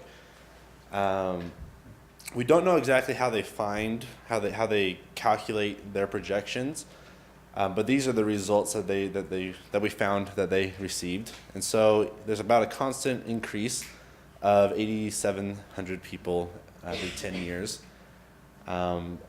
We did a different projection, and we found there was an increase of about 11,000, close to 12,000 people every 10 years here in the city of Spanish Fork for our projection to 2060. Yeah, following historic trends. So we take data from 1990, 2000, 2010 from the U.S. Census, and then we calculate that, and we can project into 2020, 30, 40, 50, and 60. So that's just showing the differences, but they're still pretty similar. So if you were to take kind of in between the two, it would be close to about 10,000 increase every 10 years in the city of Spanish Fork. So Spanish Fork is growing pretty constantly. So we also collected information from the U.S. Census from 1970, 80, 90, 2000, and 2010, and then a sample of 2015 to make population pyramids showing the distribution between age and sex in the city of Spanish Fork. So as you can see right here, you're going to see this in a lot of these pyramids, showing that there's a large proportion of the community is young. So as you see, 1970, 1980, there was a lot of births here in all of Utah County, but especially here in Spanish Fork. 1990, you start to see a little bit of a trend as the proportion starts to change into 2000, and then 2010. And then this 2015 is a sample of the city of Spanish Fork. All these are taken from the census website, and just showing that the distribution has been changing over the years. Yeah. And this bulge right at the unprofessionals, 30, right to about 45, that's where a lot of your housing demand is happening right now. Young professionals. So when you say housing demand, the demand is coming from those professionals? Okay, that's what I want to make sure I understand. So population is concentrated. This is density map. So if you see that like weird little bulge up in the top, we're assuming that that's where the prison is, because there's no really reason for there to be like, well, not the prison, yeah, like the county jail. There's a heavy density up there in the middle of nowhere. But you can kind of see where the population is kind of distributed throughout Spanish Fork. So population is concentrated in the south central areas of Spanish Fork. The color's not showing up very well, but the darker shading is the densest parts of the city. So, and these are the areas that are going to have the elementary schools near them, obviously. As we went through and saw the racial distribution within the city of Spanish Fork, in 2000, predominantly the demographic makeup was that of white, and the only other significant demographic was really Hispanic or Latino at 4.13%. that had a big change though to 2010 as the Hispanic Latino jumped to 9.1%. So your demographics in the city have changed considerably over the last 10 years. And so the 2015 estimate is that closer to about 10% now of there being Hispanic Latino. So the demographics in Spanish Fork have changed and could possibly continue to change over the next couple of years. So, jump 2. So these are just in summary the things I've talked about with there being a constant growth in the MAG. Obviously it was 8,700. Ours was closer to 12,000 every 10 years. Yeah. So, yeah. So implications. So as I think these are things that were covered before in that other presentation, but things that are going to be needed are sufficient health care facilities, sufficient schools, community activities for all ages, additional developments, sufficient housing. So those are just implications of your changing demographics. But thank you.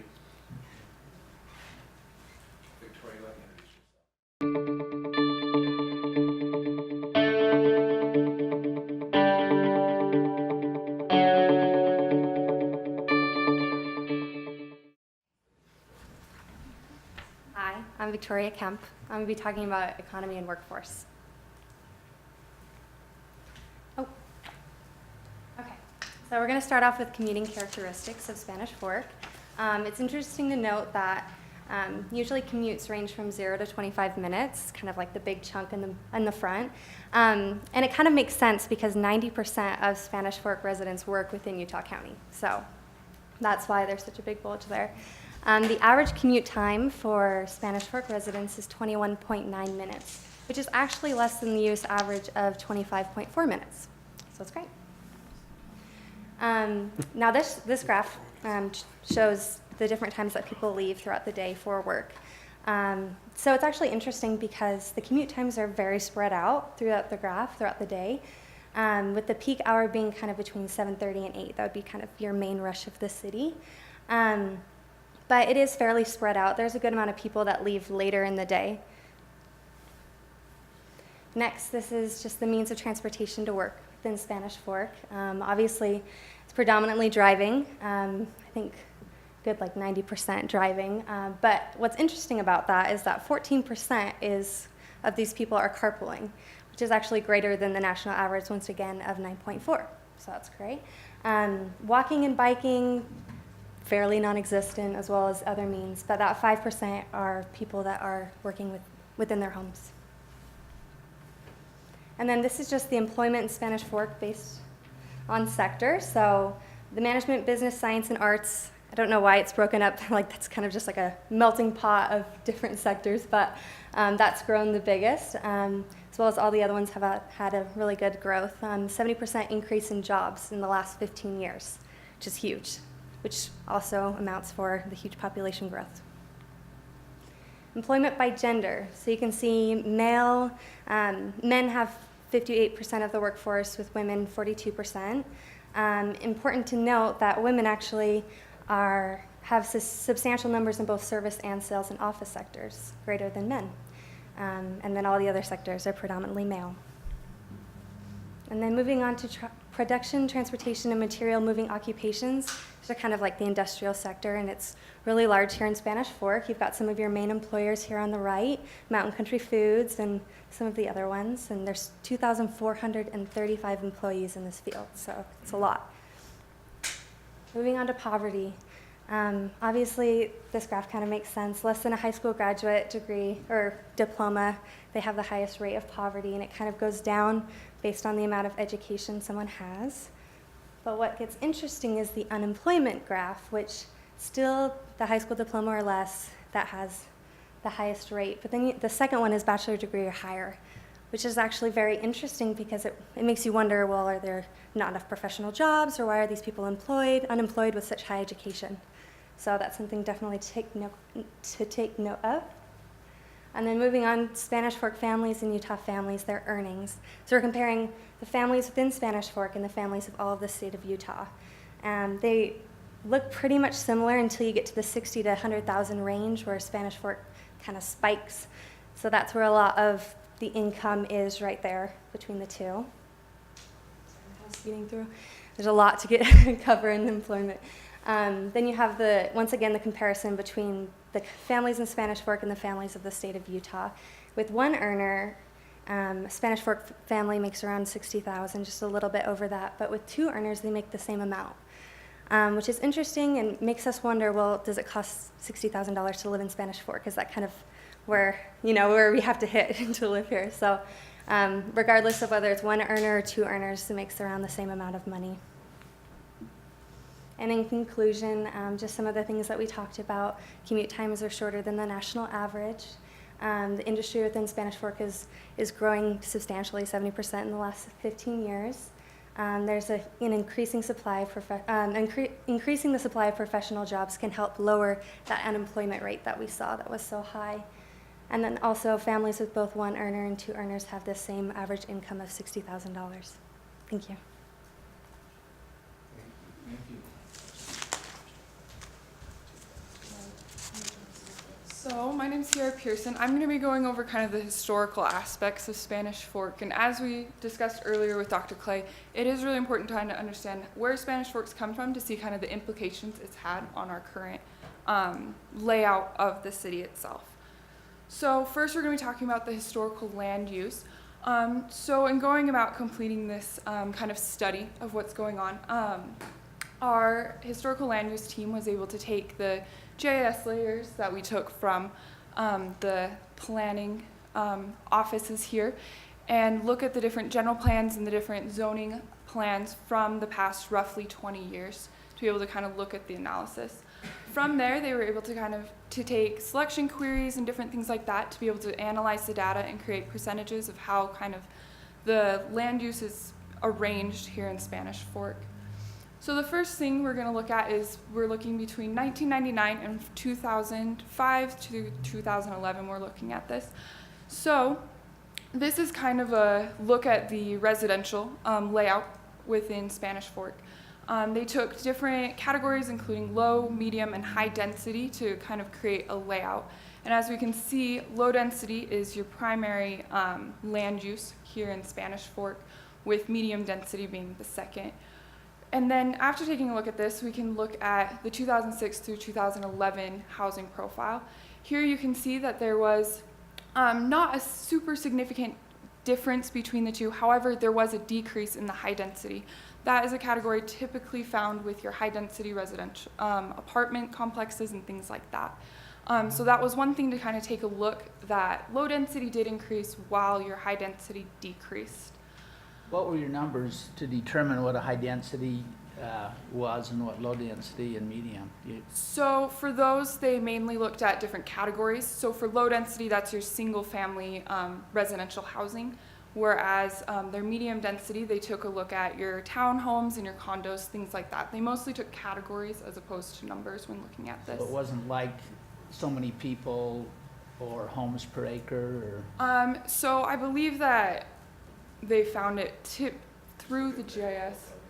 Dave, do you know actually? They use the information that we gave. Okay. So all right. literally So it's our information. Just taken all from right. the general plan.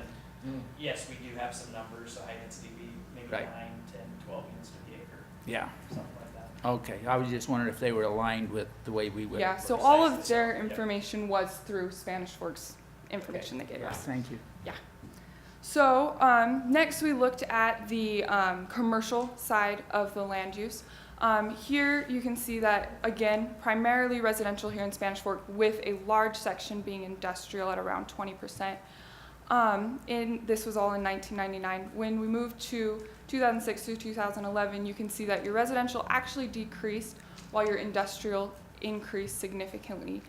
So that shows that you are pulling in a lot of commercial to help, again, as we talked about earlier, increase your population size as well as your commercial gains from this. So here was the new development classifications between those time periods, so you can see how the city has kind of rearranged itself within that time span. The highest classifications being residential industrial and commercial, which was seen when we looked at the analysis of the data. So from this, we can kind of what we had already talked about. The commercial uses have all had a significant amount of growth, as well as the industrial uses. The results of this was there actually has been kind of a decrease in the downtown zone area, but that does happen when you increase your population size as well as your commercial.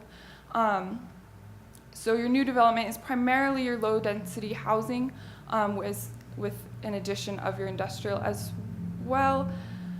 One of the kind of implications that our group was able to find from that is that this new industrial development, the employers may be lacking some of that high density residential that has been lost as we've increased other land uses. So again, a conclusion of what we have discussed. So our next portion is the historic real estate of Spanish Fork.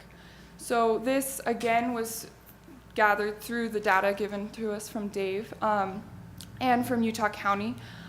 So these parcel values, they don't necessarily reflect the true market value because we were not able to adjust them according to the market values. However, they are fairly recent, so there isn't a large amount of difference.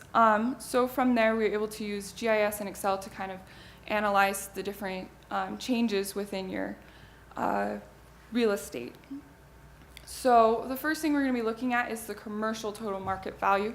So this is how much your commercial is costing. As you can see here in 2005, primarily the market value for your commercial in Spanish Fork was 75% below $250,000, with the other 25% being above that. However, when we looked at 2015, you can see there has been a large change in your commercial market value, very substantial. Especially looking at the market value that's over $1 million, that has grown from roughly 6% to now being 23%. So you can see you're bringing in a large amount of higher commercial value real estate, as well as you've decreased the amount of lower value. There's also been a increase in kind of your middle range as well. Next, looking at the residential. Again, in 2005, the residential was primarily below $200,000. However, when we looked at the 2015 residential, you can see that we have significantly decreased the housing market value that's under $100,000, while keeping roughly the same between $100,000 and $200,000. However, we have increased the amount of your kind of middle range of the $200,000 to $300,000, as well as had a significant increase. You can see the housing that's over $400,000, that was under 1% here. We have actually increased to about 2%. So we have had all the high-end housing is increased. A lot of increase in your market value for that. So looking here, this is kind of comparing the two, and you can see there has been a substantial increase in both your commercial and residential market values over the last 10 years, which is a really good growth rate in showing that your city is growing and in a very successful manner. So, thank you.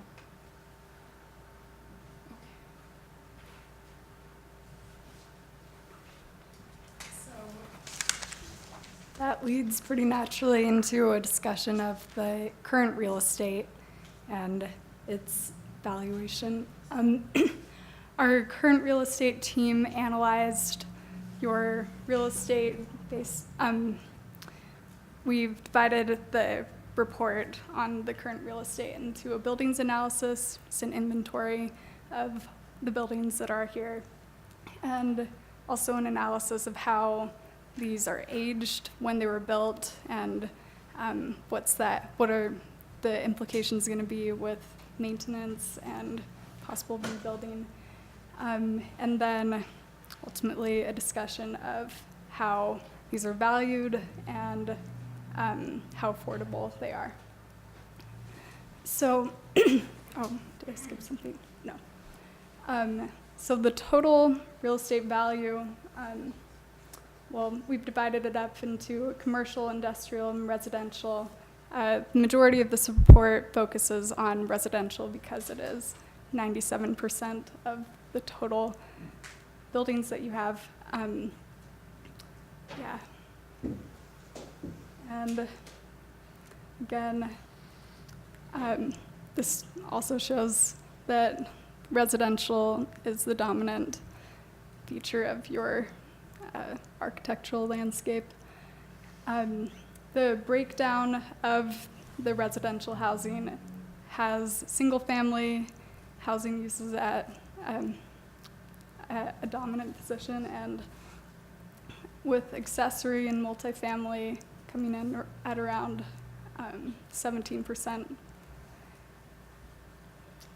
And yes, these graphs show the same thing. Yeah.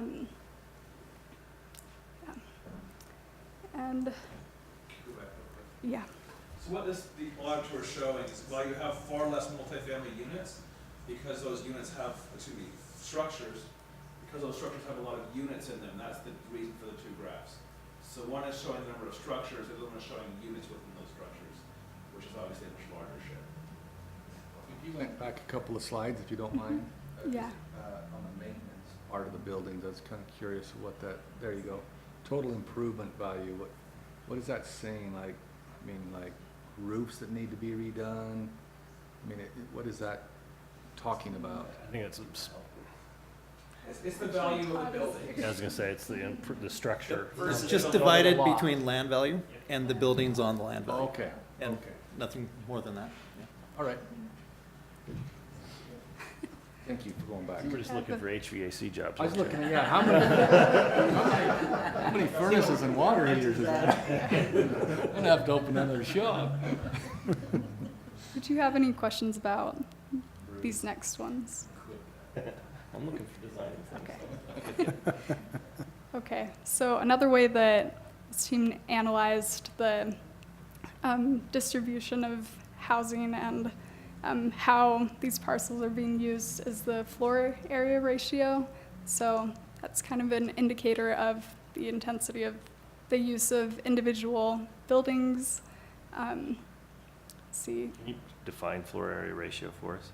Yeah, so I believe it is the building square feet, it's on there, but divided by the parcel square feet, and so, go. It's a relationship between the size of the property versus the size of the building.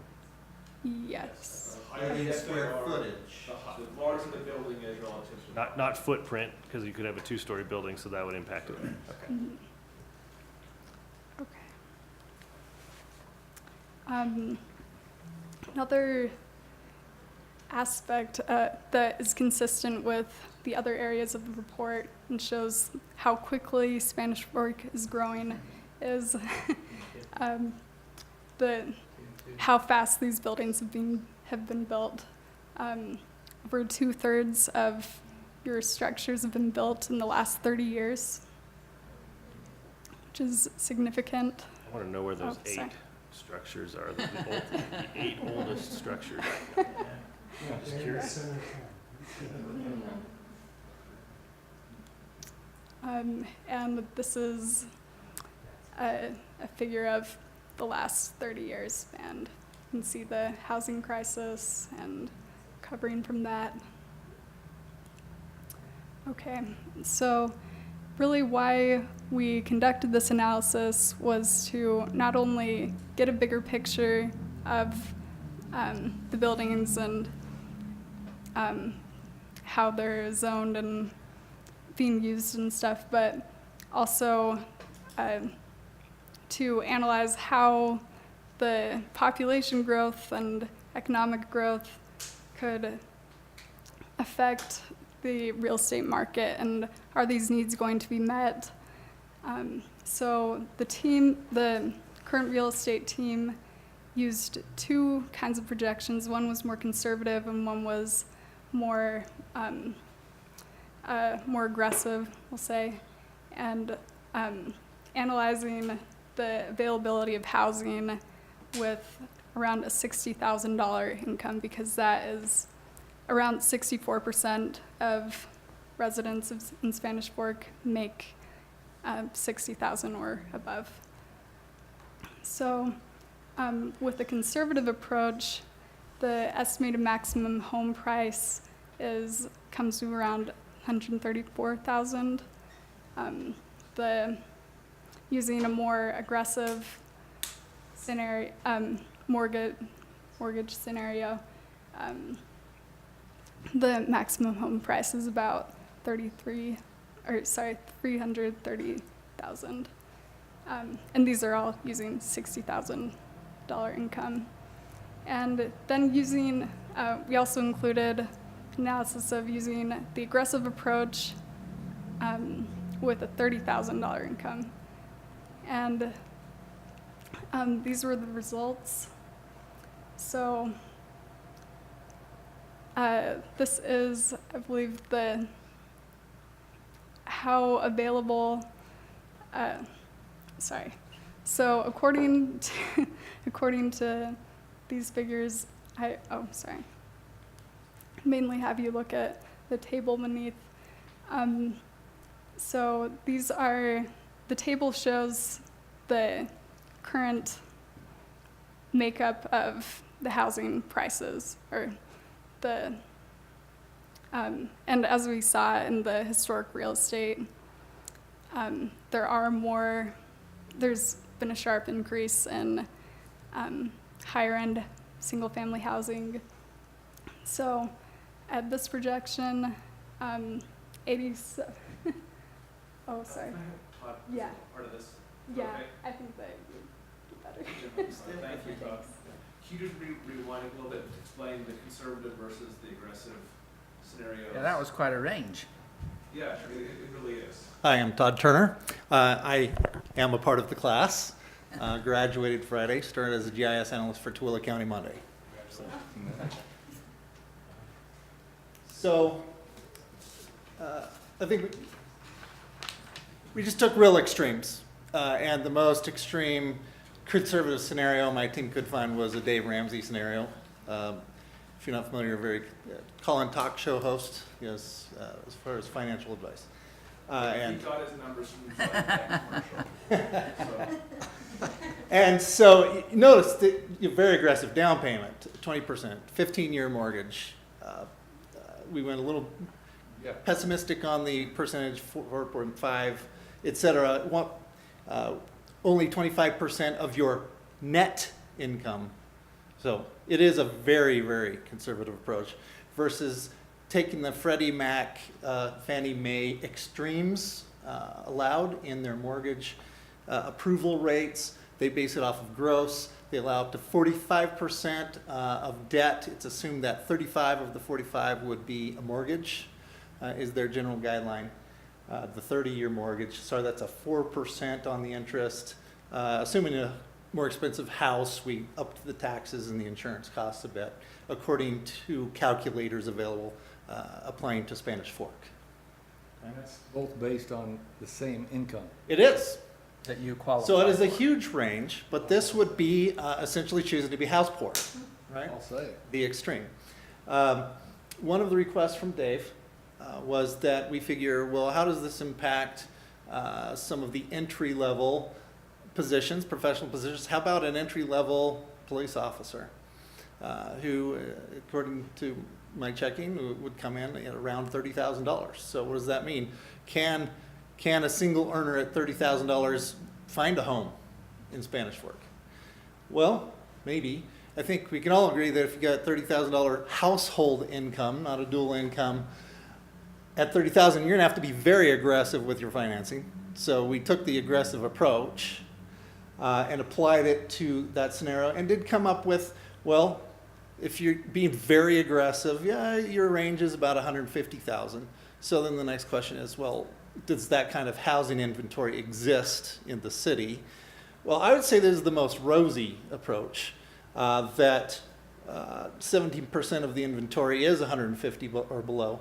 I would say the most pessimistic would be to just take out the whole bottom 10% because of data questions and what those data points are really, right?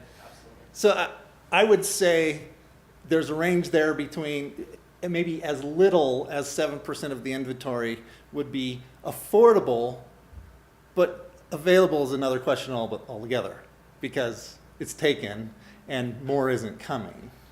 We're not building a lot in this price range. Right. So, want me to just keep Two going? jungles. Okay. That's why Okay. the two families was make 60, just like the single. So what we're seeing here is, we've seen that 2/3 of the buildings in this city have been erected in the last 30 years. I updated this slide, I want you to know, to strike that statement. Thank you. I'm going to strike the statement of quality of construction is lower and just simply say that in the space of 30 years, a large degree of maintenance and renovation accumulates. So that has two possible impacts, to individuals and owners. That may mean some significant burden, and if you're already pushing the envelope with your house, that can be difficult to do. But on the flip side, that's also an opportunity for city and city businesses that anything in the renovation is potential revenue in the economy of Spanish Fork if you can keep the buyers in Spanish Fork. Okay, and I think most of those services and materials are available. So that is a potential to the economy. However, if you have people that are strapped, they're not going to be able to approach that, and so that debt burden of having very expensive homes may actually be negatively impacting the economy when there's an opportunity. Okay. All right. We've seen the vast majority of single-family housing. You likely have many upcoming decisions about the density questions and what is the picture of your city. There's the opportunity to continue to grow outward. There's certainly the potential argument for a shortage of higher density, and according to national standards, probably an imbalance in demand. There is probably more demand for that type of housing than there is supply at this point. All right, so I addressed that, and that lack of the lower end, of course, is going to highly impact new marrieds and the seniors most directly. So that may be excluding those demographics from the city more and more, not only from coming in, but possibly chasing out. Okay, and that's our overview for the current real estate. You want to wrap this up, Helen?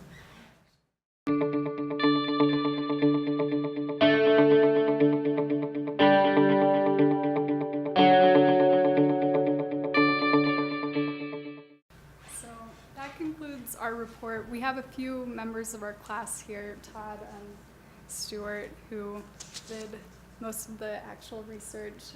So if you have any questions for us now, we welcome that, but mostly we've just really enjoyed learning about Spanish Fork, and I think we all feel connected to it now for the semester, but we've really appreciated this opportunity. Curious about perception that you had going into it versus what you learned and what you now understand us to be.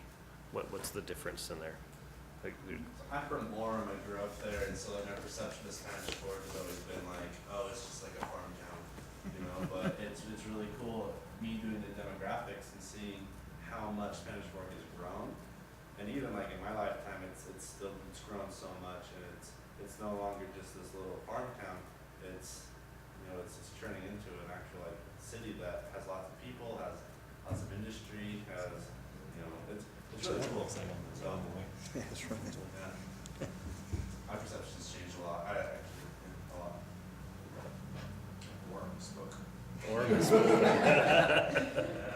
Where is everybody from? I'm just curious about that too.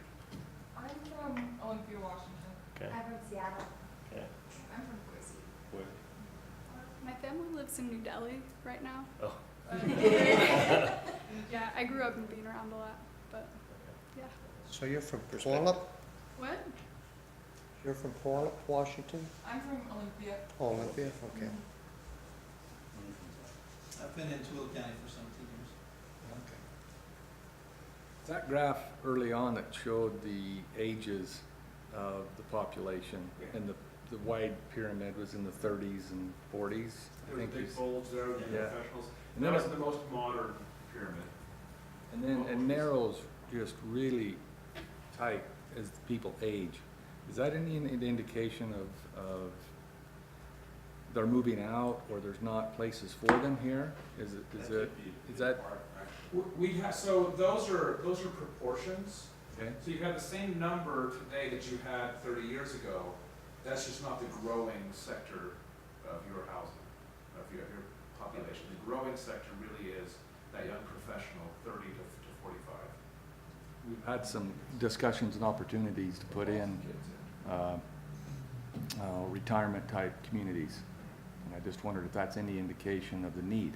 Would that not necessarily signal that?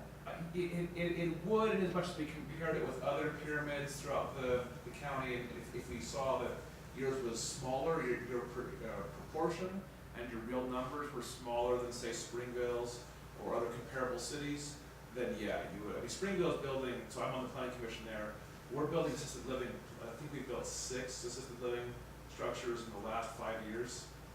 That's a growing population for us. A lot of my parents, it's hard for them to drive anymore, and when you can't drive, living in a single family house, which they did for 50 years, gets to be a hard thing for them. If there's not some kind of an assisted living arrangement available, my family helped settle Springville, so they want to stay. Really glad that we have opportunities for them to stay. I don't know that you have the same number in Spanish Fork that we have in Springville, or if you're building any here. I'm not aware. Built about 2 years ago, 3 years ago. Legacy. Yeah, but there are some housing types like we've seen in Springville, Yeah. main floor living and things that Yeah. obviously. Age restricted but not assisted. Yes. Exactly. Yeah, that's kind of where I was. Plus retirement A community. comment along that Please. same line, just because I found it interesting. My daughter is going to school and she took a community issues class online, and so I was kind of going over the material with her as she was trying to study. I was her study partner, I guess. And it's interesting because one of the biggest issues facing communities is the growth of the older population, and so I was personally actually surprised that our city does not show that over that period of time. And you guys kind of concluded saying that it would impact the seniors in our community. So, and isn't that kind of what you're saying, Mm-hmm. Brad? We got a lack of opportunity. Although that segment of the population is growing, I think that's something that relates back to conversations that we have, phone calls that we get about development potential for people that want to do maybe a little bit higher density kind of a project, again, aimed at a particular demographic, the demographic that you're talking about. I really, really like that model and the way it shows how our population is distributed in the different age groups, but I do think relative to what you're talking about, it's misleading, particularly because, well, what I would say maybe it does show is that we don't have people, particularly above 50 years of age, that in large numbers are moving in.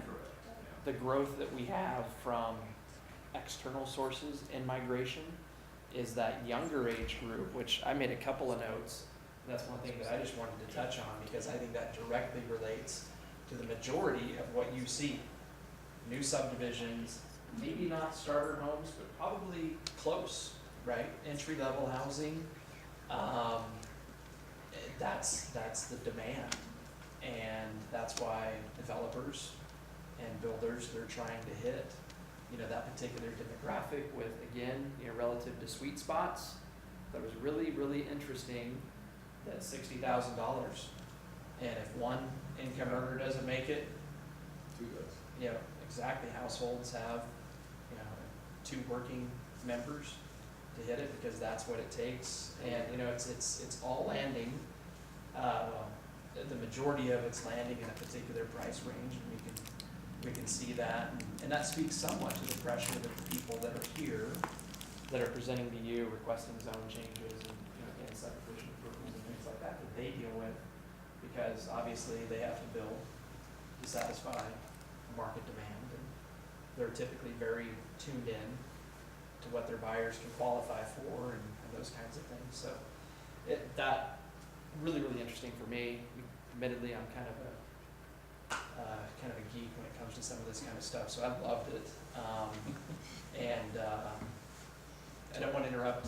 You guys have more questions? I have a question for you, same as what I asked them, in terms of what were your surprises from the data?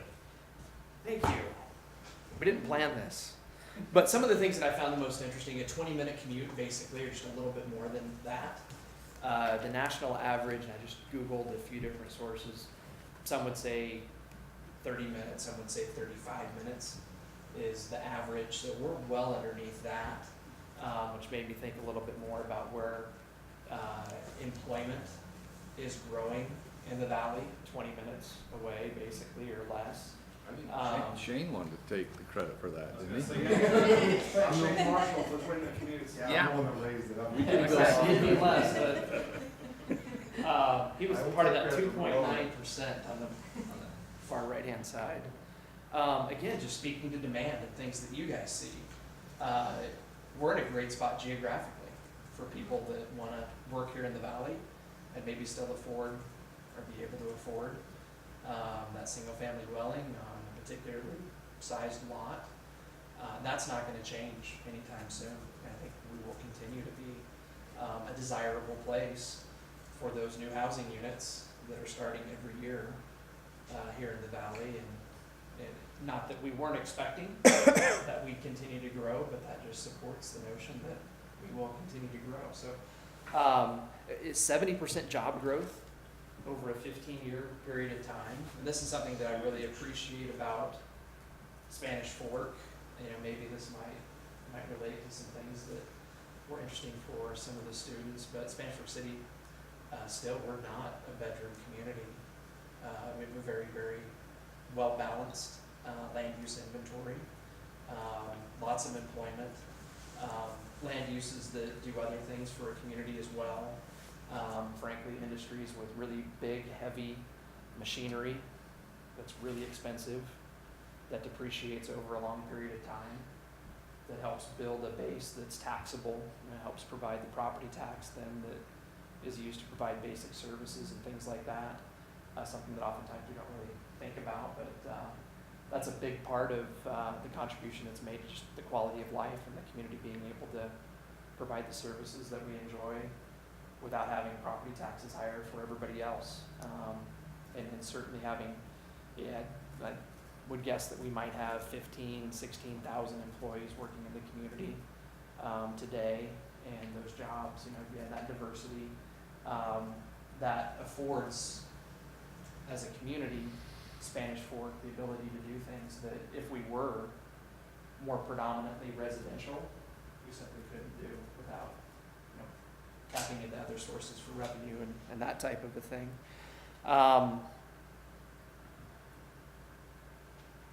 Pretty shocked that during a period of time where density in other communities has changed dramatically, upwardly, the opposite had happened in Spanish Fork. And particularly remarkable for me, given that every general plan change that we've made now for well over the last 10 years, I've had my fingerprints on them, and still that surprised me, that we've changed in that particular direction. And that's something in particular that we'll talk more about. It's kind of now on my radar screen. But that surprised me. Call that a gap in our inventory? Yes. And to that point, just for example, and I think everything that we heard today supports the notion that the problem that exists along the Wasatch Front, there's a great article in the Salt Lake Tribune 3 weeks ago. There was an article in the Daily Herald 2 weeks ago about just the affordable housing crisis. And it's not only for what you might consider to be low-income households, but literally low, moderate-income households. Housing supplies low, demand's high, prices are going up. And that's something that we will talk about as a community. I started to say, a couple of city council members and I had a meeting with someone from the Utah County Realtors Association. And that's a very significant concern for every community, just in terms of how do you provide housing for people when we have maybe 4% job growth in the valley and maybe 3% in unemployment. So not only, again, is it household units that are being created here because of largely the students that we have in the valley, but also in migration as people are coming here because employment's available. That's a challenge that I think we as a community will probably try to do some things to help meet or to address. Maybe one more highlight here. The other thing that really surprised me, just relative to, this was kind of one of the fundamental things that I was interested in learning more about with the project, one of the particular findings about how our land use inventory has changed over the course particularly of the last couple of decades, where the amount of land that we have dedicated to non-residential uses has expanded noticeably, particularly with industrial, our industrial designations that we have in the general plan. Again, I hadn't expected to see that. I'm not entirely sure about how that came about, but that likewise is something that I think we'll probably talk a little bit more about in upcoming months and meetings. The last thing I want to say, just kind of relative to thoughts that I've had about the project, and I'll try to be brief, I've had a lot of thoughts. We hired our first city planner in Spanish Fork just over 20 years ago, and you're relatively late to the game in terms of really considering the implications of land use and growth and that sort of a thing.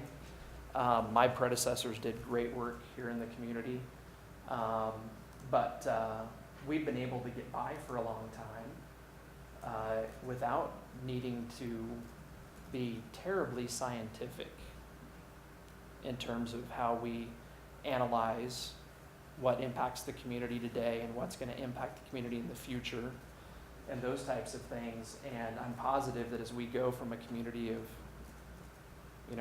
just almost yesterday was 20,000 people to what will almost feel like tomorrow, 50 and 60,000 people, that we won't be serving the community well unless we are much more deliberate and methodical and just scientific about how we try to meet future needs and make sure that we're on track to achieve the vision that, ultimately you or those that are in your place and the city council has for the community.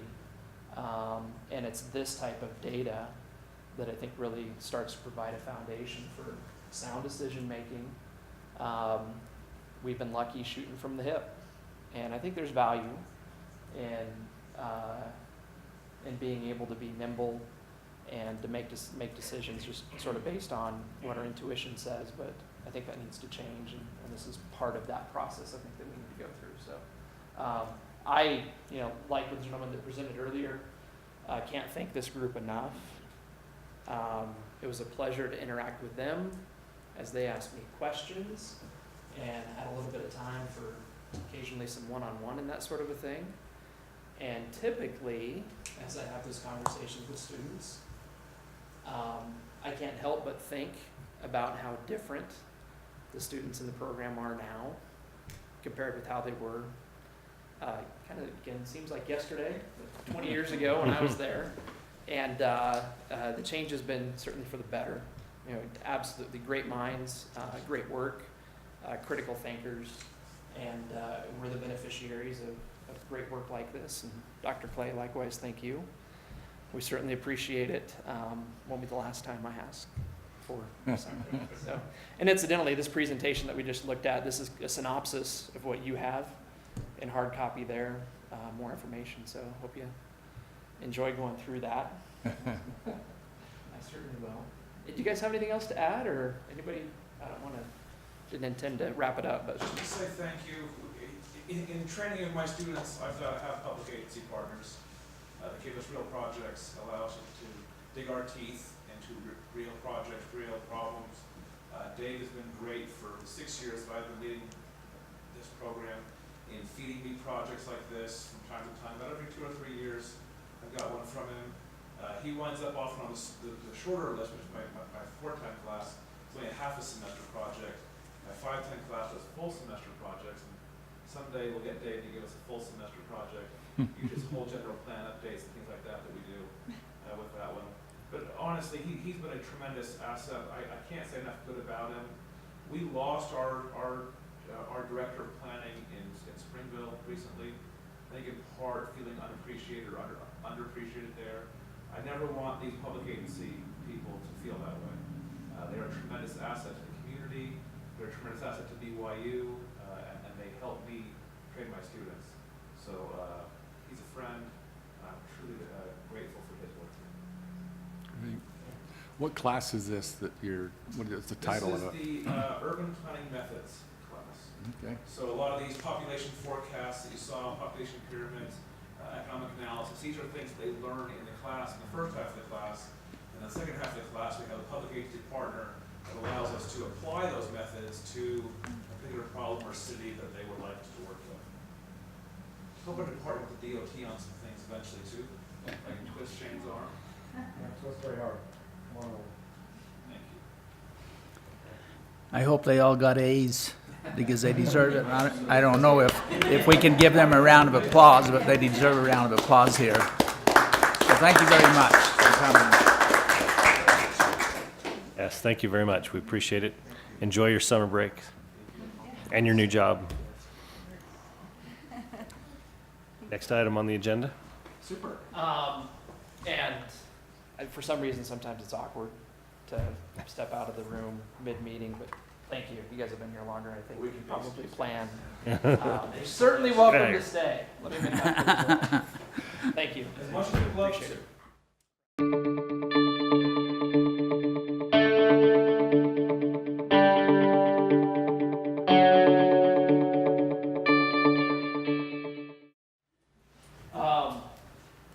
First of all, Karen's been trying to get a hold of me for a couple of days. My head's not above water, so that's why. You guys have been really Welcome patient. now. We do have the latest plans that Gil sent over. So we can throw that up on the screen, or anything else that you have. You sent one this afternoon? Yeah, I don't know. No, but we can get it immediately, if you want. Want me to go track it down? Yeah, well, what plan you, it's a one you should. I have Much different. a Word file that Kimberly attached, but if there's, An idea. Maybe we can just pass it. You have two of them? So. I think this is worth probably. Julie Smith, for Karen Christensen. As we came a few weeks ago, we had 2 3-story buildings on there, and kind of the feeling that we got from you guys would 2 stories. pull it up. And so Start at the top, or- the great thing about this piece of property is there are so many options. We have literally came up with, I bet you 15 different options, and even as we look at these, we think, okay, let's, manipulate the parking a little bit and get a little bit closer to the units. But again, we're not asking for a site plan approval today, we're just trying to get a zone created at this time that will allow higher density, which is great timing for us, to come in and create these condominiums, type apartment units. And as you can see, there's a great need out there for this.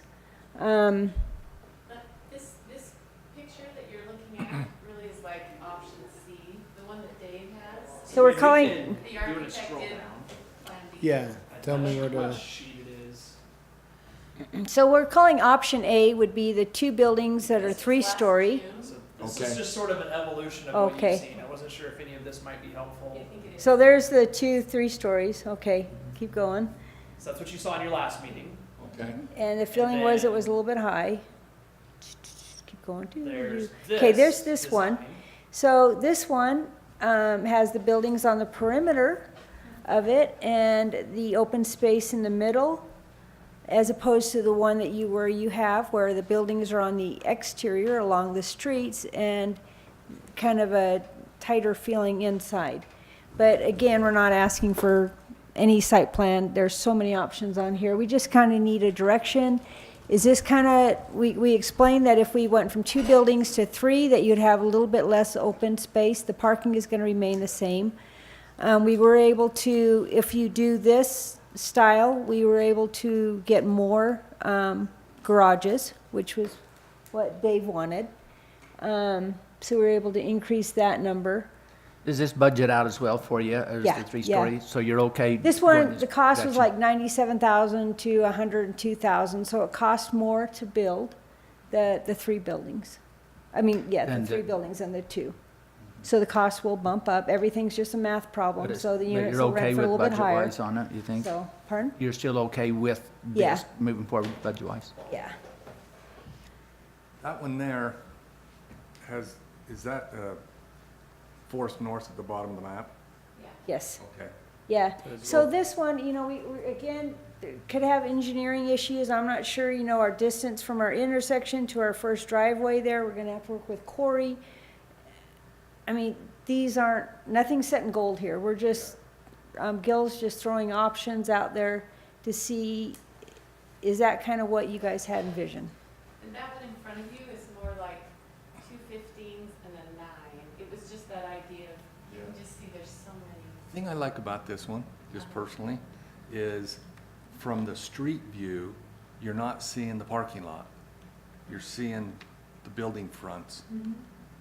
Where This that one- view there, you've got, at least for the people on 200 East, all you're seeing is parking lot. But it's gonna be really pretty, if you look at that big, I mean, that is huge green area, that is a huge green On the space. sides? Right in the middle. The Oh, middle's the green. middle. Middle, That's that not whole parking thing lot. is just a Okay, huge park. thanks for clarifying So, that. yeah, so you're gonna trees. see I was a- thinking that was all parking lot. Oh, no, I'm sorry, so yeah, you're gonna see a huge park, Yes, Yeah. yes.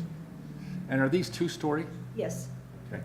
With every unit having an attached garage. All the bottom, yeah, Or excuse me. not every unit, we were about every 60, unit, but 66%, Okay. about Nice. there it gets, No, it was 39 and 39 garages. I don't know. Gil's not here, he just had a death, his wife's I thought father it ended passed up away. being a garage for every unit. I don't know, but I like it's all just a math problem, so whatever you guys decide, What's You your like the vision 3? on who's living here? Who's living there? You know, when they talked about the seniors, I thought there's a good chance that for someone who wants to downsize and stay here, for someone who wants to downsize and stay here, it's definitely an option for something like that. The thought was that they'd be 1s and 2s. It certainly fits into that idea of that 30 to 40-year-old starter career model. But I think the vision is just that it's brings in the density in a nice way.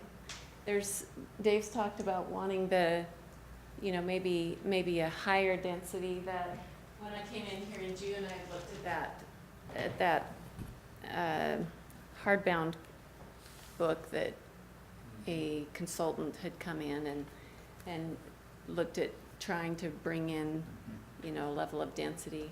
Certainly, there is that option that if that is something that the city feels like would bring in a look and feel, that building on 4th North could be have a 3rd story. It's really just a matter of what feels good to you, but I think it'll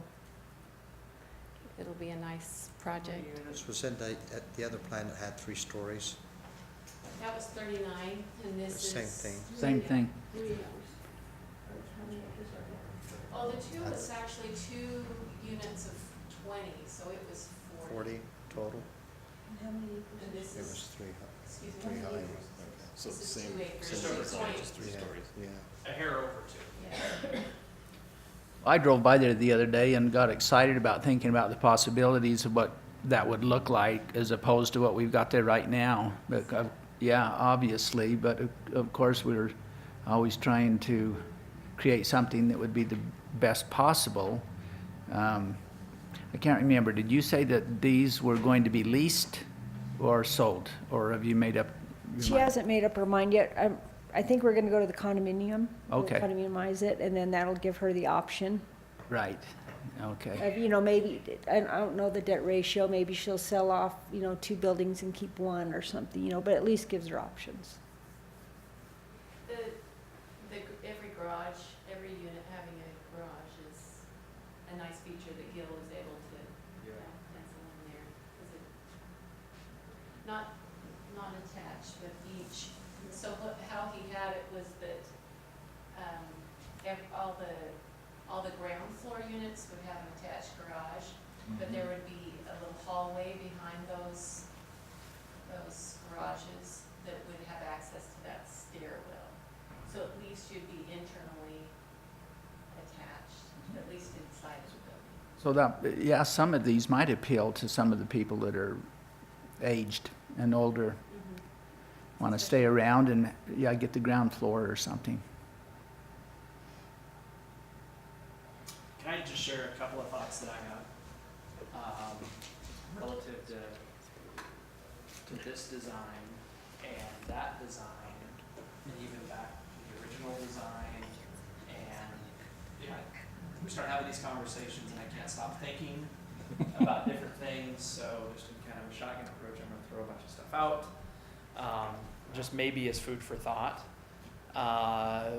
Corey, can you go back to that first rendering that we have after the photographs? Yeah. And the photos that I have here, they're things that I took just to kind of help me visualize the site a little bit more. It's just Google Earth stuff, Street View. But this one here, for me, the corner is really, really an important, I'm going to say, asset that the site has. Being on a really busy street and a less busy street with 200 East. And that's one thing I think I like about this a lot, is that corner does get closed off, and there's something with some prominence there. And it kind of continues the form that's already there, that we're used to. The existing building. Yeah, if you take the footprint, and I think that was kind of part of what, I mean, it seems like we talked about that once upon a time. That would be really tough to take The out best traffic example onto that I 200 can think north. of a building that we have in This town one that is- might look a this little one bit is 400 in some each. ways like this. And 200 The north. Shalon, the old LDS building that's 6 or 7 Well, I blocks agree with east of that. us here. This is too You know, much very traffic coming prominent off corner 200 east. treatment, considerably smaller than what this would be in terms of its just overall mass. But I've honestly had a hard time getting away from this concept, just mentally.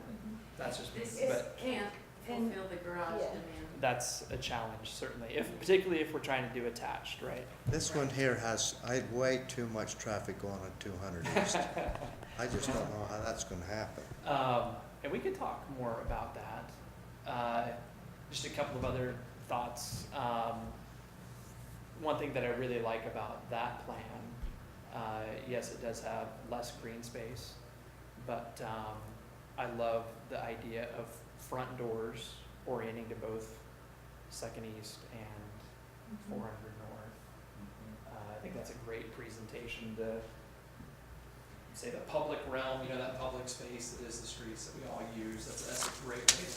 A friend of mine that is getting his PhD in urban development and has had some other development experience, he actually played with that and suggested that frontage as being a very positive thing.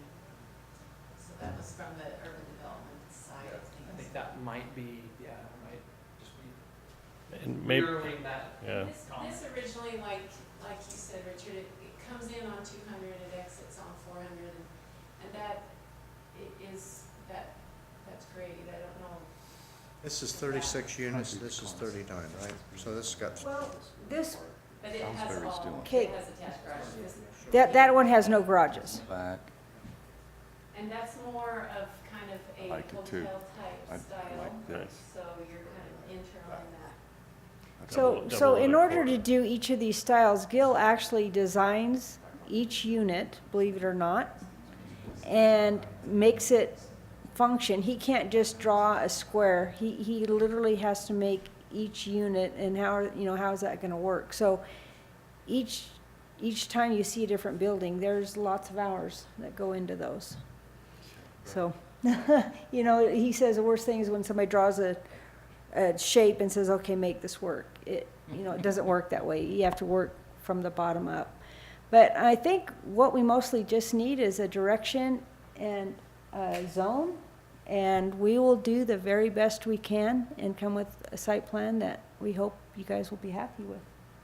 That's kind of where we're at right now, is what do you want in that zone? Let me throw out one other thought, Okay. just relative to that. And I appreciate where Julie's come from, incidentally.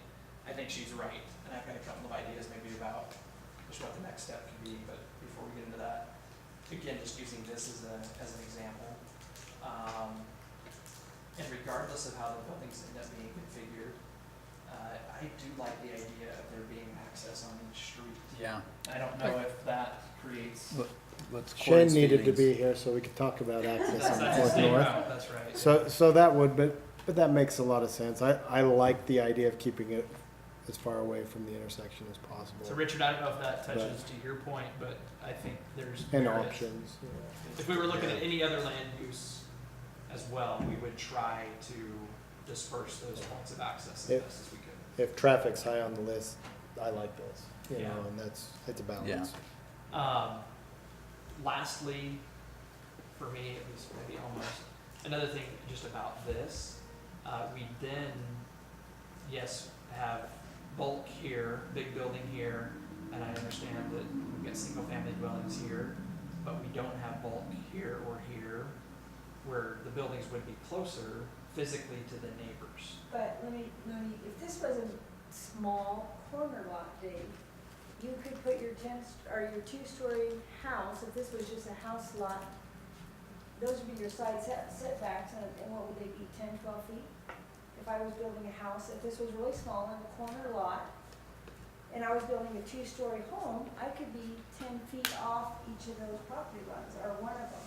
So to me, it's no different having a two-story home or a two-story building adjacent, you're having the same thing.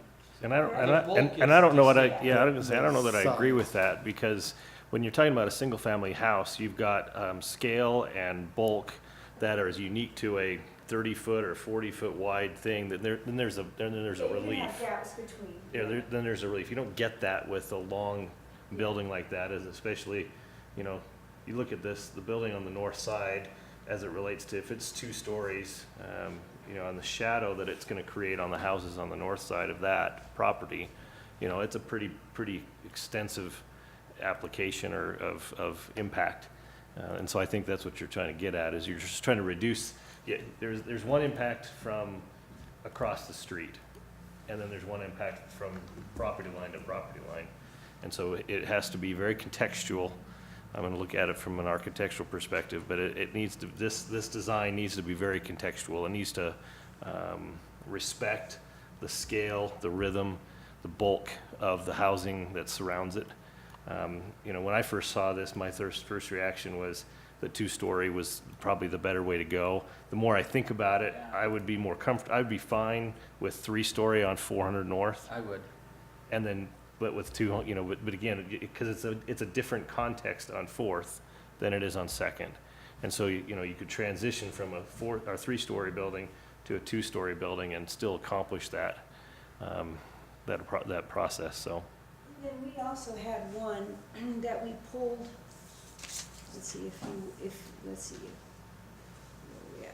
where we pulled the buildings in and had an alleyway behind where you entered the garages behind. So then the units were 25 feet off the property lines. I mean, we've had so many variations. Yeah, I'm sure. So then you have the drive aisle behind, or if you double loaded it, then you're 45 feet off the property lines and you have the parking out here. So, I mean, like I said, there's so many options.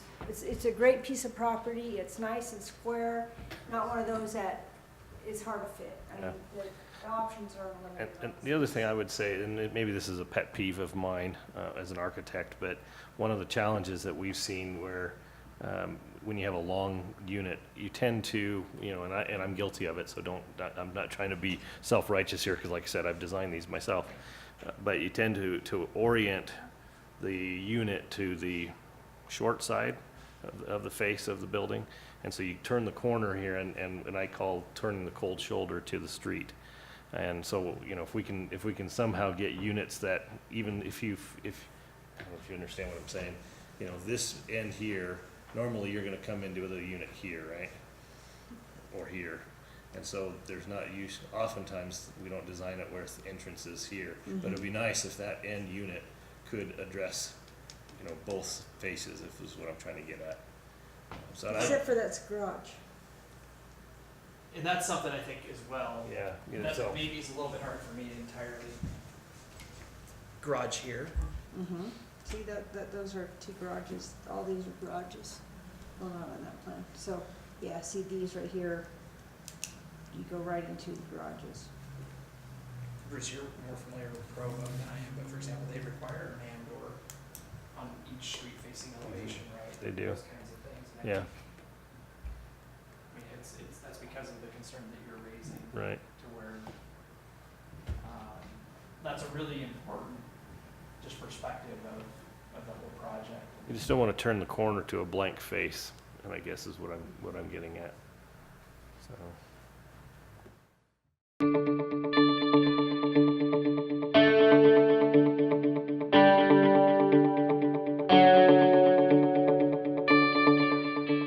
The two, that last time you were here, and it was two buildings of 220-unit buildings of 3 stories.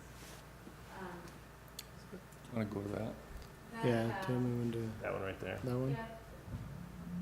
That had that corner, that kind of a community option. It isn't like the flagship high type, but it, you know, was just that option of, an element of community. But like Julie's saying,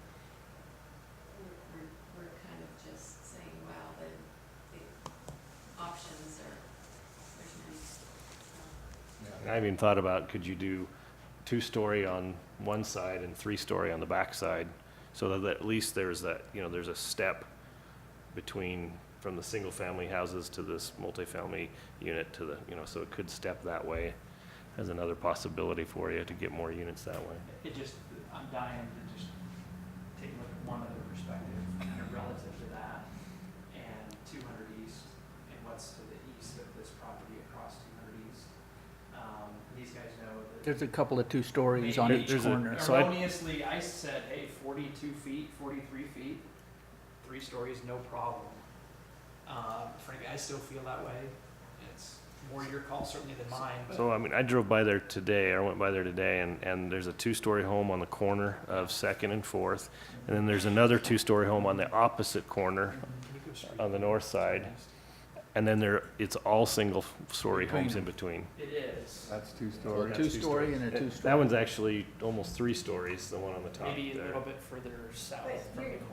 You know, I as a developer, I'm Just looking look at out that the and corridor. redevelopment, I'm thinking, okay, look at all that ground wasted in the middle of that block. That's perfectly. You know those homes are gonna be bought out and built, you know, you're downtown Even maybe a area. little bit further You south. get We, that yeah, density. I don't, You know what we I don't mean? know that, No, so. I know, but Yeah. as a developer, you're looking, okay, where is the ground at, and you can see it in the middle there.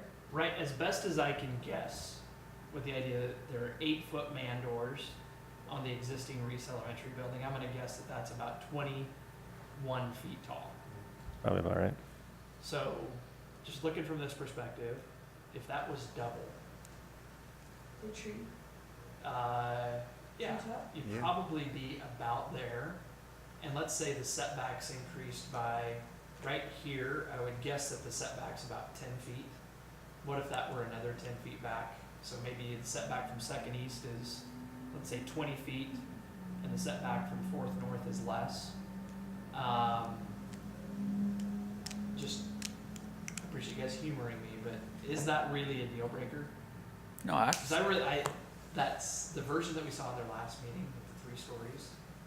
It gets the buildings away from the closer dwellings to the north and to the west. I think it frames that corner better, access works better. There are just a handful of things that I think work better, but the height. And maybe for me, it was the bulk of the building that I was responding to, because it felt, you know, again, it's hard to read sometimes the elevations and even the 3D stuff, but it seemed very flat and very bulky and very square. I'm an architect, so I look at these dumb design things, but Which one is that? the bottom one. So the bottom elevation would be the street face elevation. And it just doesn't feel like it just feels like one big box to me, so. Yeah, I don't know that we went deep into some floor plans and attached some, the architecture of the face, but. And basically what you got is that you've got a breezeway in between each set of units. And then you got, so I'm gonna start on the right-hand side. You got basically 2 bedrooms there and there. The next set of doors, which is probably a sliding patio door that goes to the living space, and then that's your breezeway that gives you access to the units, and then it just gets flipped at that point, repeated, so. This would certainly represent a big change. Yeah. But I think any of what we're talking about here is going to be a fairly significant change. Even if this, and another thing, and again, I really appreciate you guys humoring me, but if it's 2 stories, we're still probably talking at least 32, 33 feet, I would guess, from roof peak. So. I think the 30 stories was 38. Was it that high even? The 3-story, I think he said was about 38. The 2-story? See, and I would guess The that's 2, taller than 38, but.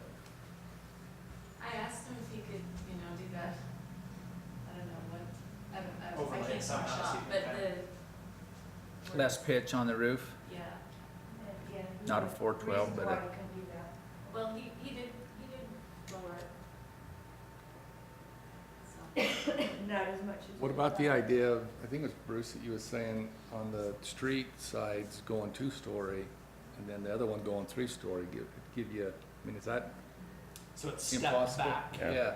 Yep, it's very Give you some- commonly done. 2-story on the side street and 3 on 4th. no, Oh. they're saying 3 on 4th North and a combination of 2 in the front on Yeah, we 2nd talked to Gil East. about that, and then so the guys on the 3rd story would kind of have a walkout patio. Right, on top of the 2nd story. Yeah, we talked to Gil about that, he wasn't real excited, but he'll do whatever we tell him. What about a flat roof altogether? I mean, you talked about, that, and then the facade out front, kind of give it a little. I mean, you talked about the Shalon. It's a flat roof. Gil You know. designed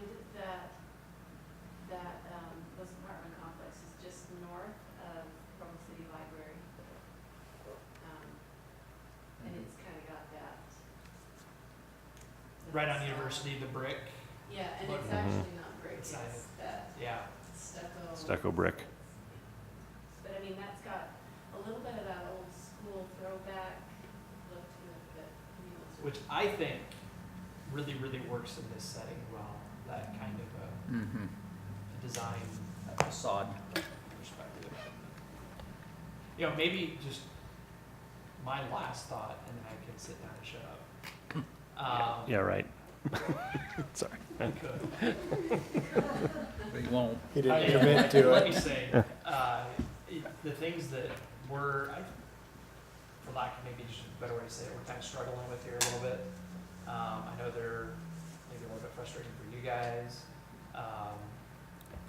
Not only are we talking about a piece of property that we don't get another bite at the apple with, we're also talking about a new zone and a new development to where there's some pioneering that you're doing that I think we all are very concerned about getting right on that first project because things tend to get replicated and that sort of a thing. So your patience is appreciated, certainly. I almost think we need to kind of look at this in 2 pieces.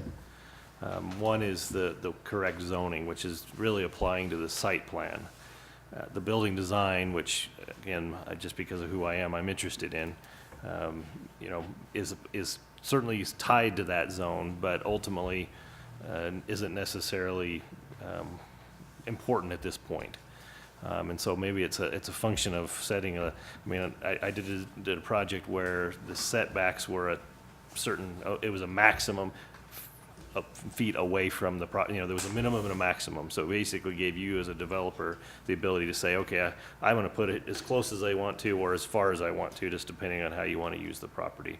But it allows us to say, for us, it's important that we avoid these back units. So that would be something that we would probably want to talk about in terms of how that zoning comes together, whether that's an important component or not. And I don't know, get feedback on this one, but. Relative to the two parts, in the interest of helping these guys maybe make some progress sooner Yeah. than later, I wonder if now isn't the time, put some draft language for the zone together. I think so. And, we can continue to work through these issues, but for me, the things that I want to make sure that we're incorporating the right way, 18, 20 units to the acre, we're in that ballpark. And we probably write the zone so that there's still a lot of discretion on our part, because that's a safety blanket that we like to hang on to. Some garage ratio, I probably, even if you have 100% garages, I probably would say that we'd be fine with some number. Well, I mean, we built that into the R4, didn't we? Similar to that, and I don't know exactly what that number would be, but This one was 33%? I thought you guys were closer to 60. No, on this one, because we're 3-story. 3-story, I get less garages. Okay. 2 stories, I get more garages. Got it. So that's something still maybe just to fine tune exactly what that is. And really for me, those are the keys. I mean, setbacks and things like that, I think maybe in future iterations help us zero in on, and I like the idea of range, frankly, something like that. Building height too, I think that's really important to consider here, as opposed to on the R4. And sometimes I know I sound like I'm speaking out of both sides of my mouth, but this site in my mind is very different from most sites that somebody's gonna try to use this zoning option for. I think more likely we're dealing with 1 or 2 properties, just a much tighter, when I say 1 or 2 properties, 1 or 2 of them are classic, maybe half-acre properties, maybe smaller sites. And there, for me, height becomes a bigger issue when you're just in much closer proximity to single family dwellings. So that bulk and mass, I think, is still something we need to flesh out a little bit. But we can have a draft zone put together, I think, in the next couple of weeks. And we could bounce that off everybody and start to get feedback on that. And just kind of get to a fine tuning point. It seems like everybody's really comfortable with this concept, and not that I'm trying to jump the gun, but I've had some council members ask about this where they've watched planning commission meetings, and frankly, the concept of higher density on this site seems to be something that universally we're pretty comfortable with. I have heard rumor that there's other developers waiting for.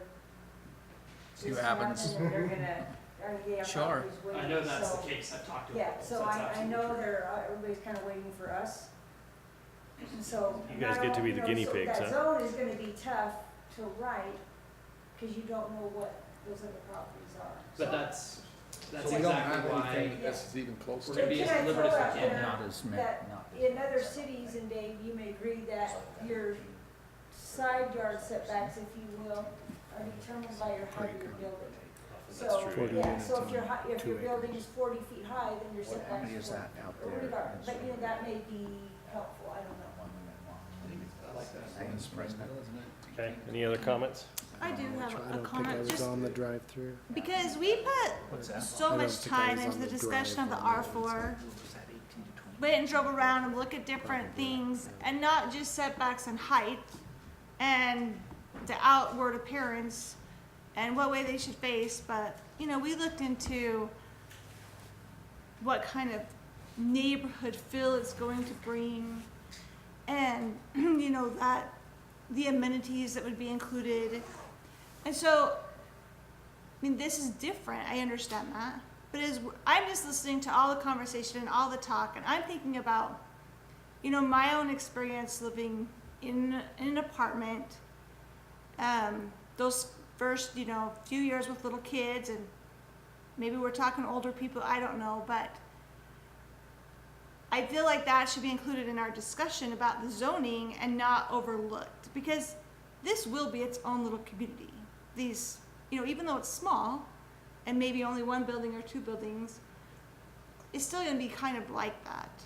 And so, even though we're worried about the neighbors and how far off the road it is and how close we are to the next neighbor, we can't forget, well, what about how these driveways and garages are all facing each other?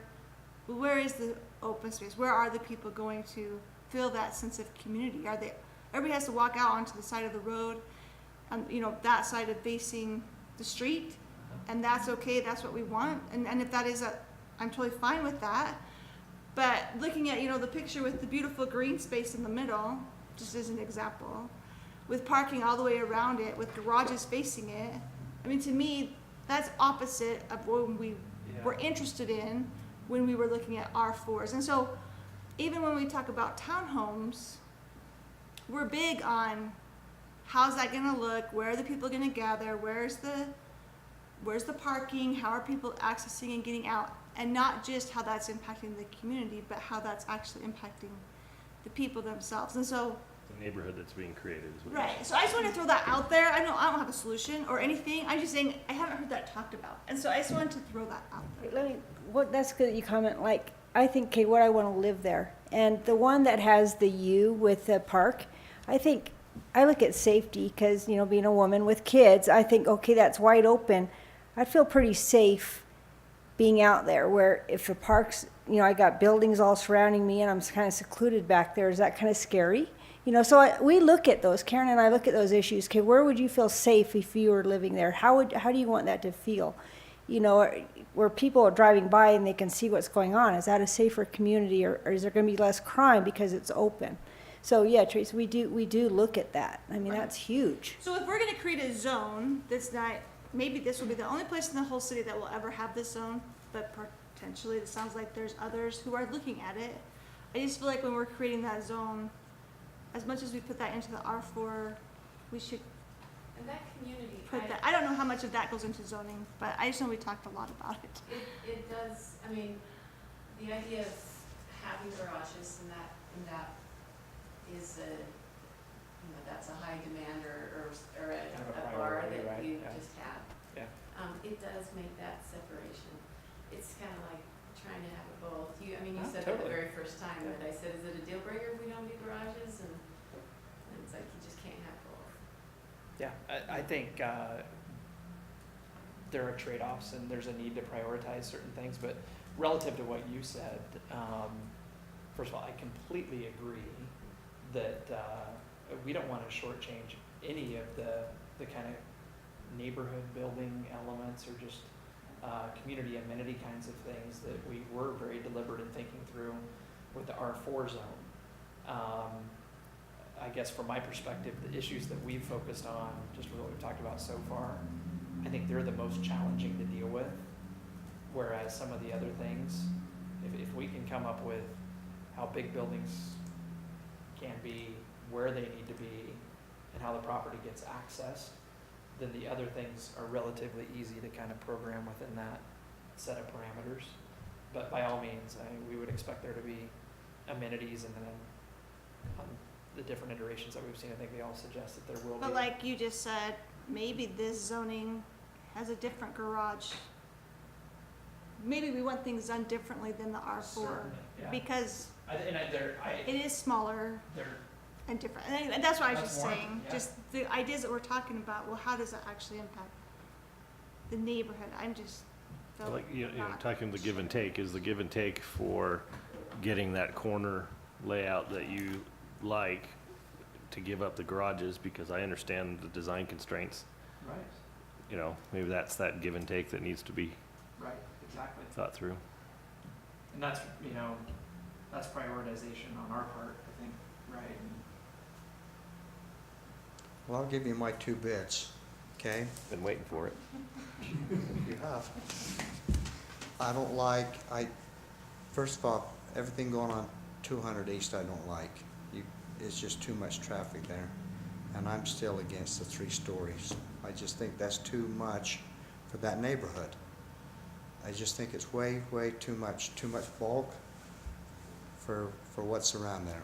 I just think it's just not gonna look, I mean, it will look good, but I'm just saying, it just doesn't seem in my mind that if we go 3 stories, it's gonna be too much. It's gonna way too much for that neighborhood. So that's my 2 bits. I think if you could keep it down to 2-story and have something going on 2nd East and off of 4th North, so there's not so much traffic, conversing in those areas. And I think it would work, and you could write up whatever you want for your zoning, but I just think it's just too much for that. You're talking about access points? Yes, absolutely. So You're at okay with least- building facing 2nd East? Sure, absolutely. That's what I I just don't wanna have no make sure. problem with that. You, absolutely, but if you put 2 accesses going on to 2nd East, that's way too much pressure on that road. If you have one coming off on 4th and one coming off on 2nd, then yeah, then you've taken that off. And then again, the height is just, God, it's just overwhelming to me to have 3 stories. They're 40 feet up in the air, 40-something. That's just for that neighborhood. It could be Huh? 35. That's, well, So that, I'm just trying to tell you, the looks that when we look at these, that just looks way overwhelming. If I lived across the street, I would really be objected to that. I mean, if Get a that. nice shade for the west sun. Huh? You get a nice shade for the west sun. It's like a nice little thing. your I- building, and This and one? I'm trying to be persuasive here. Yeah. If the building's set off 20 feet from the 200 East sidewalk, so if the setback there is 20 feet, Okay, then the building's 100 feet from the homes on the east side of 200 East. So if you're 40 feet tall and 100 feet away, that's the ratio. So there wouldn't be necessarily, Brad, a lot of. Dave, if I was sitting next to Main Street, then I could see this happening. Okay. But I'm 2 blocks away from it. Okay?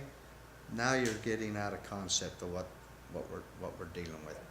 I mean, even Saw Lake, State Street or Main Street, I mean, when you start to move away from certain areas, things start to come down, tear down, and I just think I think it's just way too much. If we to were me. on Main Street, I'd be talking. Problem, and you know what, and you know what, and it wouldn't be a problem, it wouldn't be a problem. But if I lived on 2nd East, if I lived on 2nd East and I had something going up that was 3 stories up, I'd really have a concern. There'd be some public clamor, big time. I would rally my neighbors and just say, I don't like this. But that's just me, I'm not an architect like Bruce is. That's, and the building they look awesome. I mean, what the architectural looks of them, I think they're wonderful, and the designs or your landscapings, that'll really make it look good. But I'm just visualizing that height and just going, oh wow, this is way too much. But that's my 2 bits, and I'm just one guy out of the group here, and plus the city council and stuff like that. As far as the streets, that will be a site plan sheet, I'm sure that would, I don't think we could put that in the zone, we could do heights and zone, right? It'd be a matter of, we wouldn't zone the property until access was how we Yeah. wanted it, but, Right. But yeah, that'd that'd be in hard the to write full into the zone. zone. Yeah. Frankly, I think we'd probably agree that an access point on each street's So I like that, kind of a I think priority. circulation works well.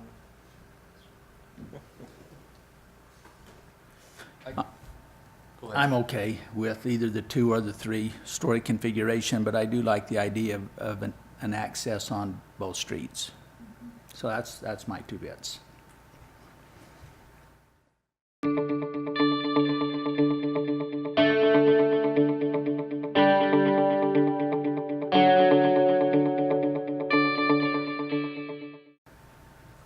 agree with the access on both streets as well. Of all of it, I like the corner thing, like Dave, some of the things you said, the boldness of taking up that visual, but this view here is not offensive to these neighbors or these neighbors because of people, you know, looking down on them. Partly what I'm thinking. And the shade thing that you just mentioned, I mean, if you have this big building back here, you got this big shade, and same over here. I just like this one, 2 stories. You know, if there could be some garages in it, then maybe the sacrifice is putting some covered parking. You know what I mean? That's the same thought. You're selling these units, aren't you? I mean, these are gonna be individually sold or? Maybe or maybe not. Maybe not. But that's your selling concept. One has garage, maybe one has just a carport outside. And that's, yeah, we had hoped to just either, to just do all covered and then just, that would push for the garages. And that was the take I got last time we came is, because I was saying, what is more important to you? And it did seem like the garages were more important. So then Gail really took it to it and did 1 garage per unit, which we thought, wow, we never thought we'd get to 100%.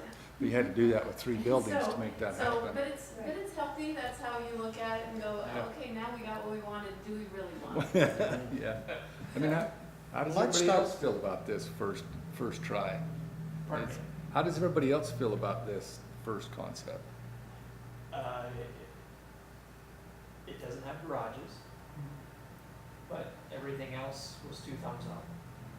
Karen, is that a fair way to? Yeah, I mean, this was last June. This one sold a lot better than as you kept coming more and more, but To try, this sold a lot better to us, or to a lot of people. Right, garages changed it. But as you started to get higher Yeah, to and put more those garages in. units, then all of a sudden it started getting way out of hand to me. So we got to so we were able to bring it down and do the 2, we could do 2 buildings. Like this, there would have to be a gap to try and get at least a higher percentage of garages, if that's really what's most important. If it's not, then. Well, I'd say let's start writing up some type of a zone for this.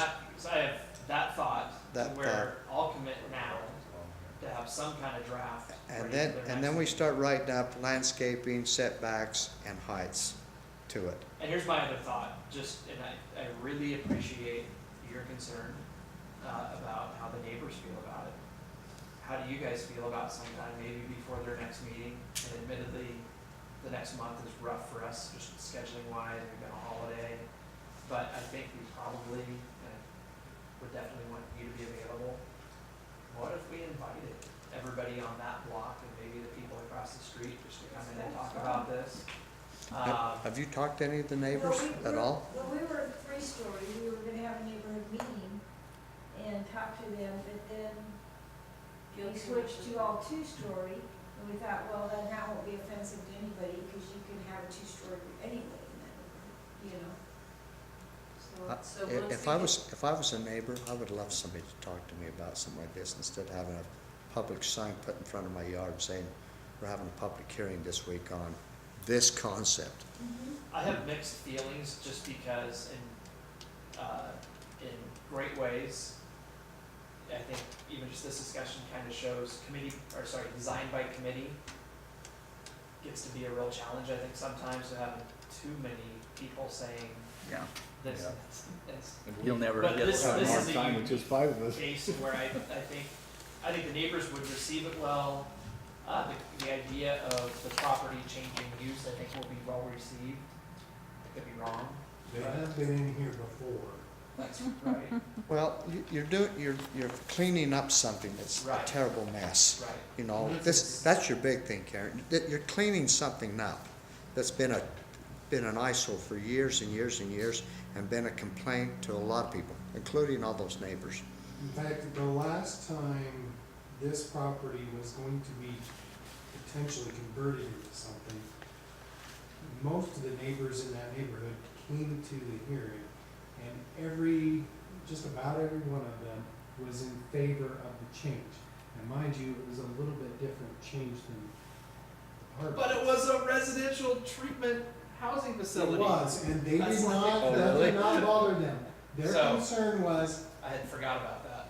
this was changing from an old abandoned school to something different, and that's what they wanted. And sure, and I can see that. But then you're gonna, you know, like I said, you can also get way out of hand too, so. Well, let's do that. Let's take a stab at that as the next step. And I have just owned it since the end of December. So it's, I mean, it's taken a long process. So we're just barely jumping in and saying, let's make something happen. And, so. Well, we've had people yeah, come if in we here just that's get been the working zone. on a concept for 2 years. So, hey, you're just a walk in the park. But yeah, I mean, I'm happy to go and talk with the neighbors and see what, how they feel about it. But once we got the feel from you that said not 3 stories, 2, then we realized maybe we don't need to. Your options immediately then become more limited, right? So. And I think as a commission, we need to think about the garage question, because that, to me, that's the big Yeah. question. Well, just looking at this one, it has no garages, which I know initially garages were huge, and I think they still are huge on the bigger R4 type of things. This is smaller. It changes the scope of everything. But I think keeping the cars and the traffic on the outside of it, if that means with these smaller types of places, garages will become a different thing. Being able to come out and be in a community space without having to cross driving is what I like about that. And that's what I feel like looking at those other ones annoyed me. And that was what I was trying to say. And, I like this. We haven't. If we have to give up the garages because of the smaller space, then I guess that's what we have to consider. And maybe we're talking detached too, which we really haven't. Well, that's talked what, about, but- Dave, have we ever had that before, where we had detached garages before, where you could make garages instead of carports? They're very common. You've got them in those townhomes straight down, like just north of Outlook. It's the townhomes. and That's they're right. like Just 10. across the street from the big apartment Spring complex, Hills. those are all detached garages. But someone who's. Oh, yeah, yeah. They are. Like some may just. But they go hide that the front of the- Arise Homes, Okay, so. just on the why not corner, going down toward Cracker Barrel. We close them and now they Oh, go oh, yeah, yeah, yeah. Along, versus. along Those those are- neighbors those are over attached. there on They're all the, detached. No, they're attached. They're No, detached, they're but they detached. hide the front of Well- the house. They're, you They walk, look like they're attached. I'm confused. They're pretty, these ones But the right question here. is when they become storage units, that's. Well, then maybe it's something that you offer as partially and not the whole thing. Yeah, I was These are thinking, I was detached. thinking of a different Different complex, one? sorry. so these are all detached Yeah. garages. But no, you they drive have through them there over in and that see transverse garages. area over in Lehigh. They are common, now that I think about it. So you said the big complex, and that's what I was thinking, so. I know what you're talking about. Okay. So this is the big complex. Okay, do we have direction? Are we good? We'll work on the zone and we'll Yeah. try to go with the neighbors. We'd be happy to host a meeting here. They're We'd be fine. happy to invite them and send out letters. We definitely want to do it when you're available too. So, Whatever's. Thanks for your time. Okay, thank you. if you guys. Any other items for business? I have a question. I have a lot of questions, I'm sorry. You're fine. So last month I had to be the person who spoke, Thank which you. stressed me out. And we talked about the duplex over in those fourplex, you know, the one that we've been talking about for some time. And one of the ladies who was Casey. here was concerned about the one fourplex that's not being cared for. And we said we should do something about that, but we never discussed what we should do about that. And I kind of felt bad since I was the person who was supposed to Well, I think, summarize. felt I don't know that summarize. we, this group, would make that decision on the best route to go for But that we said that fourplex. we would say something. Yes. And give direction. I have contacted Junior Baker, I've contacted the mayor, and I've contacted Seth Parrish. Okay, we've done our So duty. he's done his part, but honestly, both Jason and I, from that meeting, were you here? You were here last month, right? Yeah, that's, I know, I'm forgettable. I can't remember if I was talking to him or to you about it after the meeting, but we talked about it. I felt like I just feel bad. you 'cause gave I didn't do direction my to job. us. Okay. So maybe by way of returning and reporting. I just felt bad. I was like, Something along the safety issue lines to make sure that it's not a hazard. Jason and I have met with the city manager, the chief of police, our code enforcement officer, and his colleague, the city attorney. We did that last week to talk about that building and a handful of other situations that we have in town that aren't good and how to resolve them.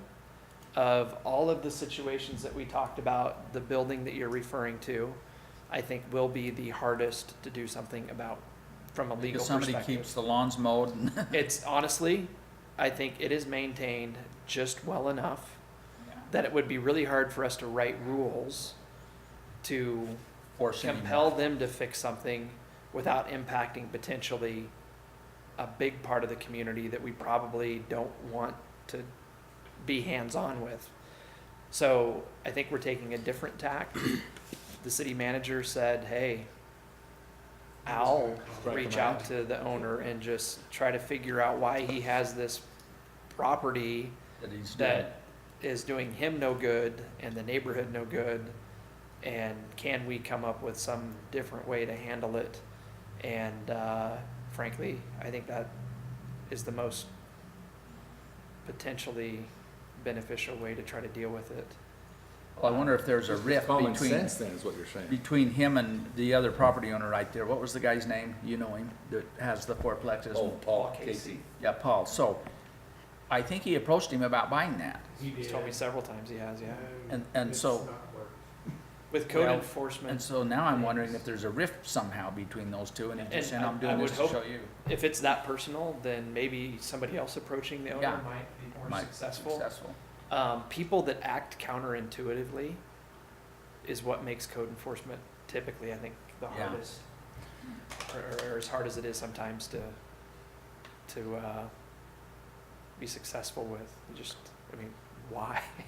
Well, I think it'd be nice for that lady to know that things things were tried. Somehow, some report, somebody like Richard go talk to her and say, hey, we're really trying here. do something about it. Yeah, and frankly, both Jason and I'll speak for him, I wish that we had better news, more optimistic. I know, that's really difficult to get somebody to do something on their property that they don't want to do, if it's not causing a serious hazard. In fact, the code enforcement officer that we currently have is a veteran of the force for quite some time, had been a beat cop for a long time. Interesting. And mentioned that the calls that they received in that little tight neighborhood area did not come ever from that building, came from the building across the way. across Okay. the parking lot. Yeah. And in his recollection, they haven't had anything quite recently from even the building across the way. But the majority of calls were coming from that building, in that building only, not from the building even when it was inhabited some time ago. Which potentially could be another avenue that we could take to try to compel some change. So it makes you wonder why that particular building has been such a concern then. Yeah, I don't know. Other than I just guess it's slightly. fallen Just slight. somewhat in Yeah. disrepair. Right. I guess I was told, I haven't been by there in a while, but Yeah. I was told He that re-roofed last it? summer, he re-roofed it and then left Yeah. piles of shingles still up there. He re-roofed that building? Yes, so the kind of talk had been that perhaps. What was that all about? There's extra protection with the, 25 layers of Shingles that are still on sitting there. on a pallet up there, but only in certain spots on this building. Oh. But other than that, he has done some things. There is, I guess, in the ground. There's a tax hole write-off starting on to this thing develop. somehow. There was a hole that he I'm filled s- in. I'm and sure there fenced is. off. And he fenced it off, That so was 7 or 8 years ago, we dealt with that. Huh? There were kids playing on the stairs. 5, 6 years ago, we dealt with that in a crude, but probably just effective enough of a way, secured the stairs. Yeah, so it's, he's done just enough to keep himself outside of our. There's something, Okay. there's a story there. I'll make a motion that we adjourn. Second. Thank you. Third. Well done. Guys, I hadn't planned on keeping you here this late, but I do appreciate